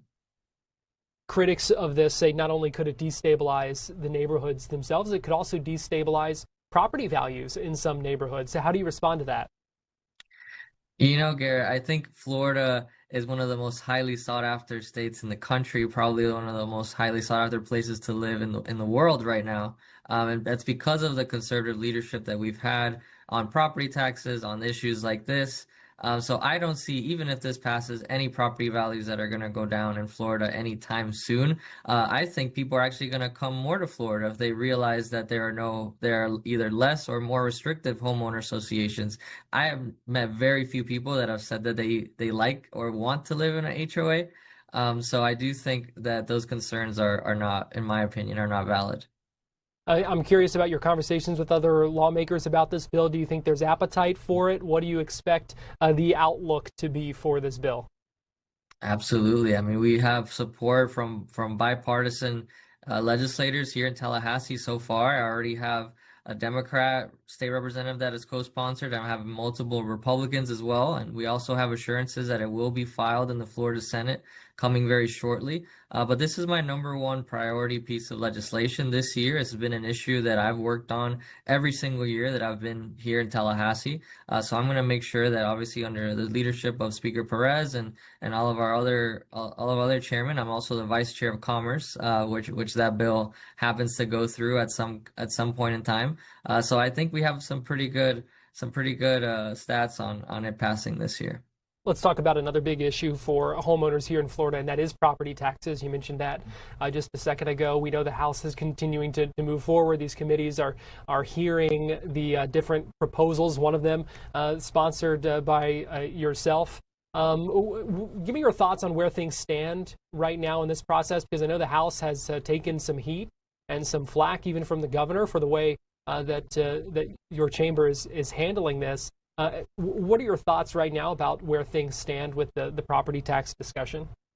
Absolutely. I mean, the House put forward 7 proposals to start the conversation, and I think there was a lot of misinformation on how that went about. I mean, we discussed and debated all 7 bills about 2-3 weeks ago. This past week, we cut that down to 3 proposals, and just this week, just yesterday, we passed one of those 7 proposals through its last committee stop. And that proposal by Representative Busada is the one that increases the homestead exemption for all homeowners that have a property insurance on their homestead. One that would include so many and give relief to so many homeowners here in Florida. Obviously, we're still waiting on what both the Florida Senate and the governor want to do on property taxes. Unfortunately, we do need support from the Florida Senate, from both chambers to pass this. But the Florida Senate has been very silent on the topic for now. And while Governor DeSantis is very vocal on social media, he's had a lot of time, but still has not put out any kind of plan to address property tax relief. Does that make it more difficult for y'all in the House to move forward, or is the thinking we're just going to do what we do and see what happens next? Garrett, I think the Florida House leads the way on policy. I think a lot of the policies why Florida is so successful have come from the Florida House. So we're going to keep doing what we do best. And if the Florida Senate wants to play ball, then they're going to have to start listening to some of these proposals. The governor's proposed budget that he outlined and unveiled yesterday here in Orlando included money to fully fund some fiscally constrained counties that may feel the biggest impact of the loss of revenue, potential loss of revenue, if property taxes are eliminated or amended in some way. Do you think a step like that could help win over some people who may be kind of hesitant at this point about this conversation about increasing exemptions or getting rid of property taxes? Yeah, I don't want to speak for obviously our budget chairs or our leadership, but I don't think bailing out fiscally constrained counties or bailing out any local governments is something that the Florida House or the legislature is going to be very interested in. It's curious to see that the governor, instead of having a plan for property taxes and a plan for providing funds for first responders and law enforcement, that we want to bail out big government instead. But it's essentially in our proposal in the Florida House, we're taking it in a targeted approach. My proposal, for example, would give relief to all homestead owners over the age of 65, but would also make sure that local governments are not cutting funding to law enforcement and to firefighters. That these are things that everyone, I think, can agree on across the table. But obviously, we're gonna do what we do best, and hopefully, both the Senate and the governor are gonna probably play ball with us hopefully soon. So you think there might be then some pushback when the House comes to look at that budget proposal and see that money in there for some of those fiscally constrained counties? We'll see. It's going to be a very long legislative session. That's for sure. The budget process last year took us a couple of months to get through, past a couple months after session to get through. And I'm not a betting man, but I'd say this is going to be a similar stretch as well. What's the bottom line, your message to homeowners across the state of Florida and other folks in Florida who are just watching this and kind of waiting to see what happens with some of these proposals that we're talking about today? Yeah, I think we're going to put the most common sense proposal on the ballot now in 2026 that most voters can get behind. We got to remember that any property tax relief legislation that we put, amendment that we put on the ballot needs to be approved by over 60% of voters. So we need to make sure that we get this right, that we do get the most amount of property tax relief that we can get to Floridians, but also obviously not completely deride local governments and law enforcement and first responders that are so essential to all of our communities. So I think most people are going to agree with what the legislature puts on the ballot, but we're hoping to see the governor also cooperate and advocate for property tax relief to some capacity when we do finish that finalized product. State Representative Juan Carlos Porras, Republican from Miami, joining me earlier on Fox 35 News Plus. We're going to take a break right now on Florida Live, but we will be right back after this.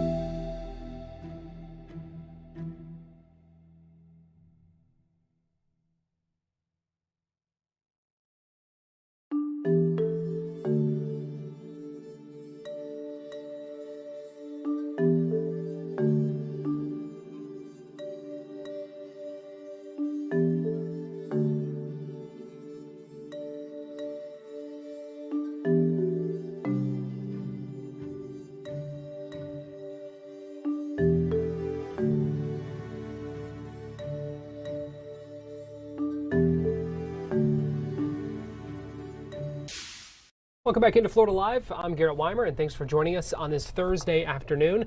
Got about 90 seconds left with you here on TV. It's been a busy last 4 hours of live streaming. We still have another 30 minutes to go on our live stream. So after the show wraps up here, join us over on Fox Local or on YouTube for more live streaming news coverage. It has been a busy day. We are still waiting for Tyler Robinson, who is appearing in court right now in Utah. They're behind closed doors at the moment, but we're expecting that session to open back up at some point, and we will hear from the judge, so we're keeping an eye out from that. Also expecting a SpaceX launch of Starlink satellites coming up in the next half hour. That was originally scheduled for earlier in the day, got delayed a little bit. A couple of other things we're monitoring here, and that includes closing arguments in a death penalty first-degree murder case out of Hillsborough County. This is the retrial of Mackenzie Lyons that we've been talking about throughout the week here on Fox Local. The prosecution still delivering its closing arguments right now. We expect to hear from the defense shortly. So a lot of ground to cover still this afternoon here on Fox 35 News Plus and on Florida Live. So we hope you join us at 3 o'clock over on Fox Local and YouTube. If you're already watching us on the live stream, you don't have to do anything. Just sit there, and we'll have more coverage coming up in just a minute. Let me go ahead and give you a live view right now at Daytona Beach on this Thursday afternoon. Have a good one.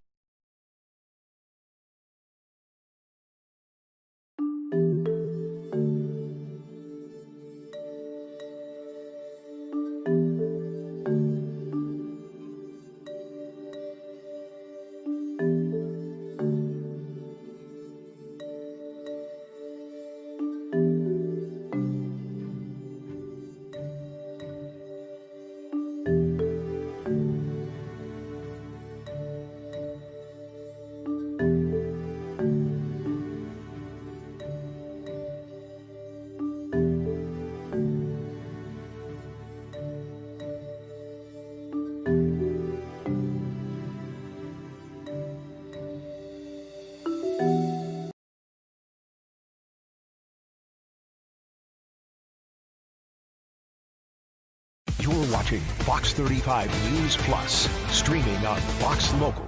Welcome back into Fox 35 News Plus. I'm Garrett Weimer. Thanks for joining us here live on Fox Local and on YouTube. We've got 30 more minutes with you live streaming here. We appreciate you staying with us over the last 4 hours as well. It has been a busy day. A lot of huge national stories that we are tracking today, some of them with Florida connections. We are expecting the Charlie Kirk suspect hearing to resume here shortly. But what I want to get to now is something we were starting to get into in the first, at the very beginning of Florida Live. Before the the news conference with Monique Worrell began. And this is a lawsuit filed by the family of a fallen Edgewater police officer who was shot and killed in what investigators called an ambush when he went to a gas station in Ormond by the Sea.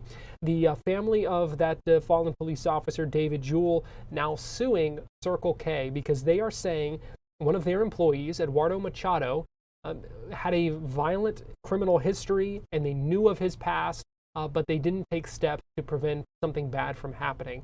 Eduardo Machado is the suspect accused of shooting and killing David Jewell earlier this year. Fox 35's Marie Ettinger had the chance to speak with the attorneys representing Jewell's family in this lawsuit about the claims they are making and what they are seeking in this case. Well, we have been retained by the surviving family of Mr. David Jewell, and so we have filed notices of appearance, letters of representation, and now ultimately a formal civil lawsuit against Circle K for the wrongful death of Mr. David Jewell. What are the allegations you're making against Circle K? Mark Matavina is our director of litigation. I'll let him answer the question for you. So we're alleging negligent hire and retention. We believe there was probably some indications initially that they should not have hired Mr. Machado. We also believe that they were on notice of his dangerous propensities, that the manager was also advised that he was a dangerous person. He was caught discharging firearms in a public place. They were given a copy of the report, and that was about a year prior to this incident with Mr. Jewell. So we believe they had adequate notice and they did nothing about it. You know whether Circle K has particular standards for employees, like no felonies or no violent crimes, anything like that, that would have automatically kept somebody from being employed there if they'd gotten a charge for firing a gun in public? We believe that that corporation has some standards, regulations, things like that, guidelines as to hiring employees and retaining employees. We will be getting those items and that information during the course of litigation. You said that you know that law enforcement had notified Machado's employer about his charges. Is that normal? Like, does law enforcement normally do that? Why would they have been notified? It was a unique circumstance. The officer was so concerned that he made it a point to bring a copy of the police report and give it to the manager and said, "This is a dangerous person. Be very careful." Do you know when that occurred? It did occur prior to the shooting death of Officer Jewell, and I believe it was in 2023 where the defendant, Machado, was alleged to have discharged a firearm in a public park. Ultimately, he was arrested, prosecuted. But again, during the course of that investigation, law enforcement went out of their way to inform management of Circle K of their concern for this person being dangerous. Okay. Do you know whether the officer who did that was with Ormond by the Sea or Edgewater or the Volusia County Sheriff's Office? I believe it was with the Volusia County Sheriff's Office. There'll be a copy of the in the complaint. The report is a part of the exhibit, so it'll be attached to the complaint. Okay. So I guess there are two things that interest me in particular about the lawsuit, and this is obviously a really heartbreaking case. One of them is that in the news release, you say that the money you're asking for would hope to help pay for funeral expenses. My understanding was that Edgewater Police already covered that on behalf of the family. Yeah, that's that. So under the state statute, those are damages that you're entitled to. So they're pled according to the wrongful death statute. They'll require proof, and sometimes, like you said, if there are donations made and there's less expenses, maybe they're not as much. They'll change. Okay. And then how did you arrive at the $20 million figure? Well, so damages are very speculative of this type of case, right? So what's a loved one's losing a loved one for the rest of their life worth? It's just the number that we came up with that Michael and I talked about and thought it was a fair representation of the value of Officer Joel's life and what it meant to both his son and his wife. The other thing that I said, there are two things that are kind of interesting me or that I'd like to tackle.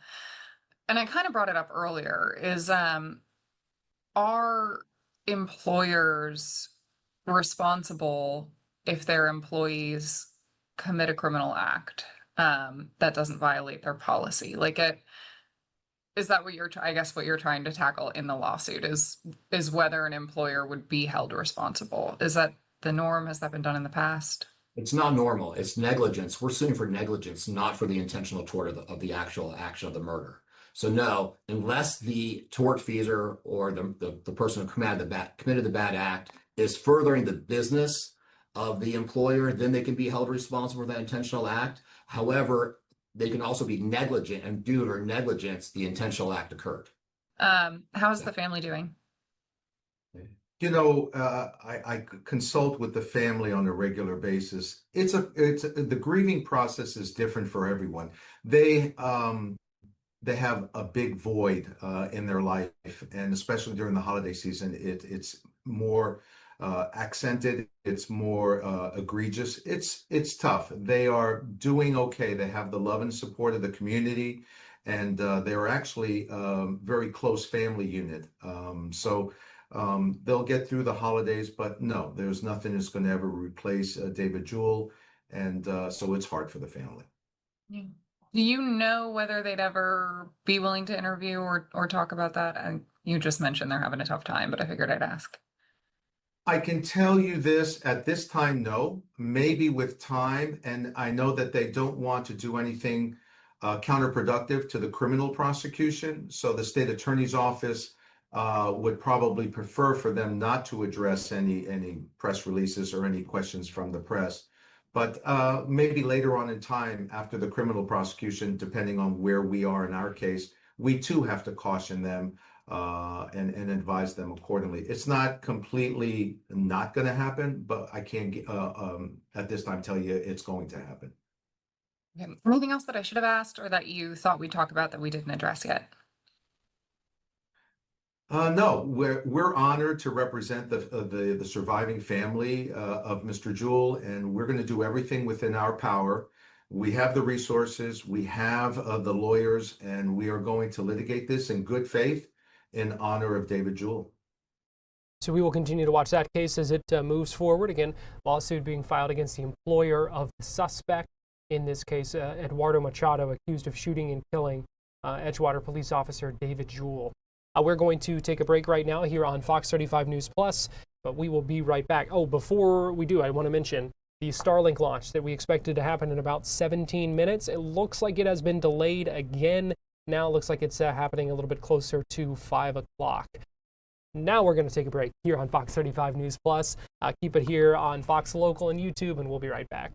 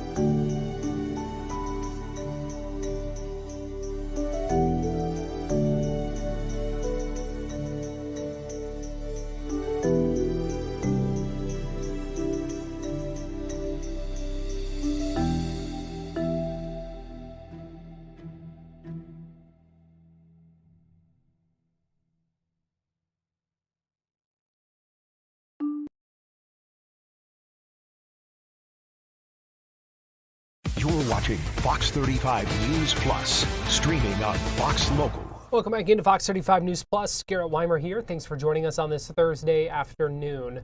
Senator Rick Scott was on Capitol Hill today. He was part of a Armed Services Committee meeting where the committee held a hearing about the Trump administration's deployment of the National Guard to states. Rick Scott began his time during that hearing by recognizing the two National Guardsmen who were shot in an attack in Washington, D.C., and also highlighted several successes of the National Guard in recent months. Thank each of you for being here and your decades of service to our country and our war fighters. I want to start today by recognizing Specialist Sarah Beckstrom, Staff Sergeant Andrew Wolf, two heroes who were tragically attacked by a monster keeping our nation's capital safe. I also want to ask every American to keep Specialist Beckstrom family in their prayers as they deal with the pain of losing a child. As a parent and a grandparent, I can't imagine what that's like. And of course, all of our prayers go for a full recovery for Staff Sergeant Wolf. These are two heroes, like all of our National Guardsmen, volunteered to keep our country safe and stepped up to clean up Democrat-run cities all around the country that were running rampant with soaring crime and lawlessness. We've seen record low crime in real results as people are finally comfortable living in their own homes again in places like Chicago, Memphis, and our nation's capital. Families in my state are finally comfortable coming to Washington, D.C. again because they feel safe. For each of you, can you just give me an example of how some of the work the Guard's done and what you're most proud of? Starting with you, General. Senator, I'm proud of all of the Guard forces that have come under Title X command and control. Their discipline, their adherence to all policies, and their cooperation with local law enforcement and state law enforcement in each of the regions where they are employed, to me is very impressive. It's much appreciated from our standpoint, and I think it shows that they continue to be citizen soldiers, even in Title X status. Mr. Young. Senator, as the former General Counsel for the National Guard Bureau with 20 years of service there, as well as service in the West Virginia Guard, first I would share your sympathies for the family of Specialist Beckstrom and Staff Sergeant Wolf. I would say that I've seen the National Guard in my time, in my 20 years, having advised on National Guard issues, do exceptional things, everything from domestic emergency response and making sure our communities are safe, to helping us execute Operation Midnight Hammer in a way that really could not have been done without a total team effort. And so the National Guard is always ready, it is always there, and every member of the National Guard that I've served with are exceptional professionals who are able and willing and ready to accomplish the mission whenever it presents. Mr. Dilson. Senator, it's an excellent question, and I'm most impressed with situations where governors have stepped up and taken the federal government's offer of doing Title 32 activations because of how they can help local law enforcement. The data speaks for itself. Serious crime rates in Memphis, for example, are down over 45% year to date, and I believe that's a direct reflection of the National Guardsmen at work there. There are similar numbers in D.C., and we're incredibly grateful to the over 10 states that have sent National Guardsmen to the city, including the D.C. National Guard, who are doing that great work. The results are impressive and speak for themselves. Thank each of you. President Trump is clearly doing the right thing. He's focused on keeping our country safe, keeping our cities safe, and I'm very thankful that he's been willing to do this to make it safe for people to travel this country. Thank you. That was Senator Rick Scott earlier today, and as you might imagine, the Democratic members on that committee took a different tack during their questioning of those witnesses. We also listened in on a Homeland Security, House Homeland Security Committee hearing earlier today. That was pretty interesting. If you were with us on Fox 35 News Plus this morning, hearing some fiery back and forth between some members of Congress and Homeland Security Secretary Kristi Noem during that hearing. I want to get you live now, though, to the Hillsborough County courtroom where we're hearing closing arguments continue in the retrial of Mackenzie Lyons, who is facing the death penalty, charged with first-degree murder in a deadly home invasion from 2018. Let's go ahead and listen in. The prosecutor continuing to give her closing argument. She's been speaking for a while now. I don't remember when she began, but this has been going on for a while. Let's go ahead and listen in. You saw those writings in her notebook. She wanted to be his wife. She continued to protect him even after she was arrested for the very things that he had done. She protected him. And she told you in that hotel, he admitted to her that he killed both of those victims and he didn't want to go to prison.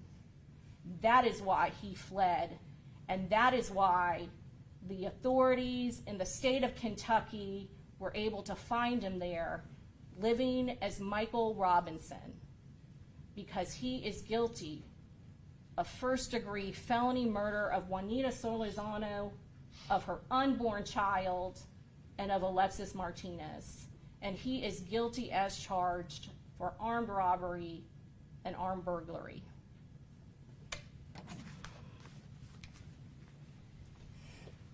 Ladies and gentlemen, members of the jury, I want to thank you for your attention during this trial. Please pay attention to these instructions that I am about to give you. Mackenzie Lyons, the defendant in this case, has been accused of the crimes of 2 counts of murder in the first degree, killing of an unborn child by injury to the mother. Well, that must have been the rebuttal there, because I believe we are now hearing jury instructions. The judge getting ready to hand this case over to the jury. We will then be on verdict watch and keep an eye out for how long it might take this jury to deliberate and come up with a decision in this trial, this retrial out of Hillsborough County. So we will have an update for you, certainly not in before we wrap up here in the next 12 minutes, but we will continue to keep an eye on this and have updates for you either later tonight or tomorrow on Fox 35 News Plus. Right now, we are going to take another break here on Fox 35 News Plus, but we'll be right back with more live streaming news coverage after this.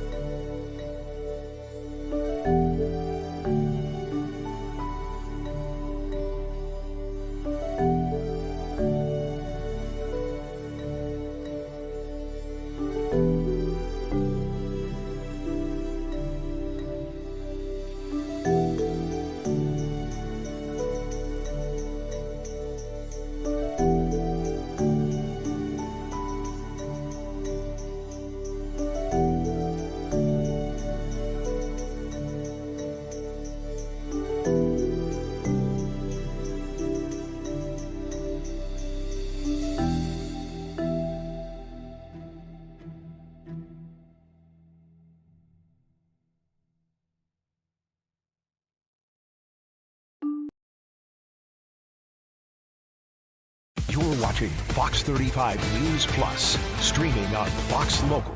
Welcome back into Fox 35 News Plus. The Orlando Magic just a couple of days away from taking on the New York Knicks in the NBA Cup semifinals. That game coming up on Saturday in Las Vegas. That comes after the Magic beat the Heat at home on Tuesday night after bouncing back from what was a rough first quarter. Things certainly weren't looking good for the start of that game. They made it, a 1-point game by halftime and then ended up winning by, I think, 9 points. We heard earlier today from Jamal Mosley and Jalen Suggs, talked about practicing for the NBA Cup, how it compares to a true NBA playoff atmosphere, and a number of other things. So here is Coach Mose from practice earlier today.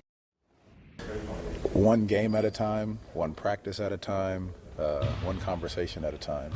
Obviously, you do have to plan for these things, but right now our first priority is getting to Vegas safely, and then playing the Knicks on Saturday at 2:30. That's the priority, and as we move forward, we'll look at it, making sure our guys are recovering the right way, getting the rest that they need as we move forward. You're playing the Knicks again. What do you make of that matchup, just recently facing them in New York and fourth time already? No, I think it's great. I think it's a great opportunity to make some adjustments to the things that you saw during that game in both the wins and the losses, or the loss. So our ability to just see where we can adjust and do things better, the things that worked, and kind of double down on those. Coach, your group earned a trip there. It wasn't given. How much pride does your group take in the fact that you were able to accomplish that goal? Our guys, they take a ton of pride in that. We've talked about it at practice. We talked about it post-game. They've talked about it amongst each other. Just the resiliency, the focus level that they have in these cup games, understanding and knowing the stakes at hand, and the things that the result on the back end of it, what you get, the reward from it. So I think our guys are really taking a lot of pride in that.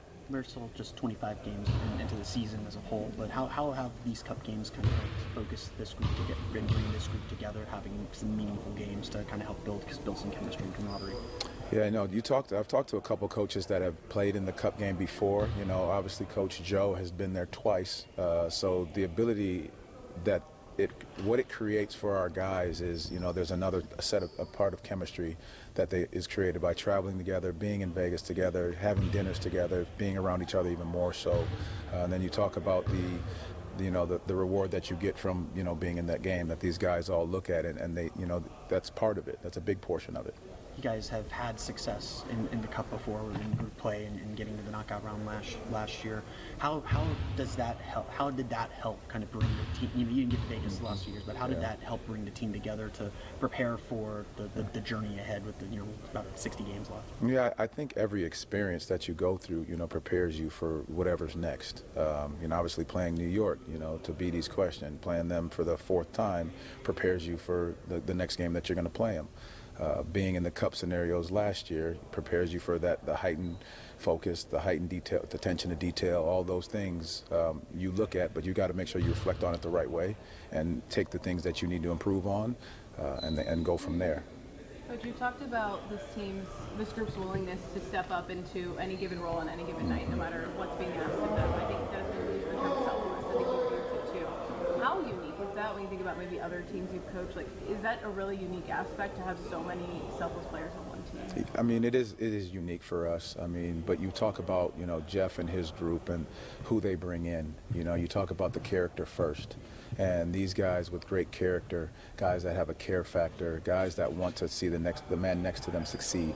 And I think when you bring in guys like that, it's easy to define the roles of what's needed. So even when guys are in or guys are out, you can establish what those roles are, and guys accept it because they know it's about, the bottom line is that you're trying to find the best way to win and put the guys in a position to be successful. How much do you think that your guys would like to show the basketball-loving world, who maybe you haven't seen as much of them as some other teams, what they've built here and what they can accomplish? Yeah, our guys are so focused in on getting better every day, and our process of the way of doing things, that what others' opinions are of us, they're there. But I think we continue to try to focus on what we can control. And what we control is how we step on that court every single night. And some people will like it, some people won't. But I think our ability to just focus on us and our process of getting better every day, I think that's the one thing that our guys just, are going to stay true to. Jalen said that winning the NBA Cup was a goal that was set. Maybe it was just him who said it. I don't know if you guys talk about it as a team. Do you talk about that as a team, setting winning the NBA Cup as a goal? And to get this far, to win the way from it, what does that do for the psyche of this team? How these processes are working? It does a lot for the group. You won't take anything away from it. It's our guys really they want to win. Their competitive edge, competitive nature, they have that about them. And so when you add the stakes and increase them a little bit more, there is that. And it's interesting you say that they want to win the cup, because I was just joking with Wendell the other day in the Milwaukee game, I believe it was last year, maybe 2 years ago, the Dame shot that knocks down the three that changes the trajectory of it in some ways. So I think guys remember that, and then they know they can continue to add, and now you have an opportunity to go get it.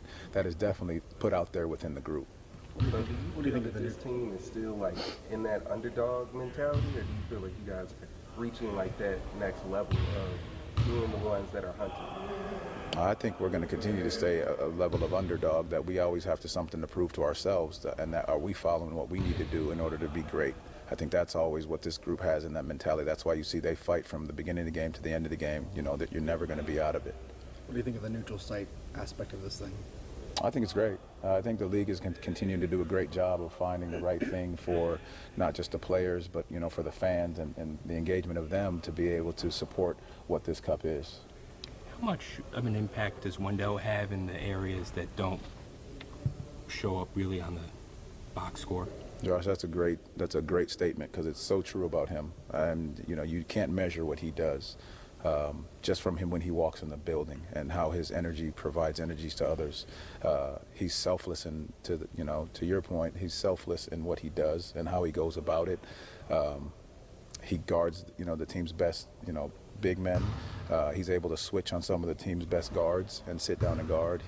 How many possessions has he ended up in the end of games where he comes up with a big offensive rebound?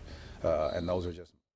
That was head coach Jamal Mosley speaking earlier today at practice before the Magic head to Las Vegas this weekend. Tip-off Saturday, 5:30 Eastern in Las Vegas against the New York Knicks. Before we wrap up here on Fox 35 News Plus, I do want to give you this update we just got into our newsroom from the Orange County Sheriff's Office, telling us they are now providing the completed investigative report on the death of Kevin Rodriguez Zavala, who was found unresponsive after riding Stardust Racers. We have talked extensively about his death, and the report from the Orange County Sheriff's Office concluding that Zavala's death was accidental and the case has been closed. They are now saying because it was determined no criminal acts occurred in this case, that concludes the Orange County Sheriff's Office role in this case. So the Orange County Sheriff's Office closing the case in the death of Kevin Rodriguez Zavala.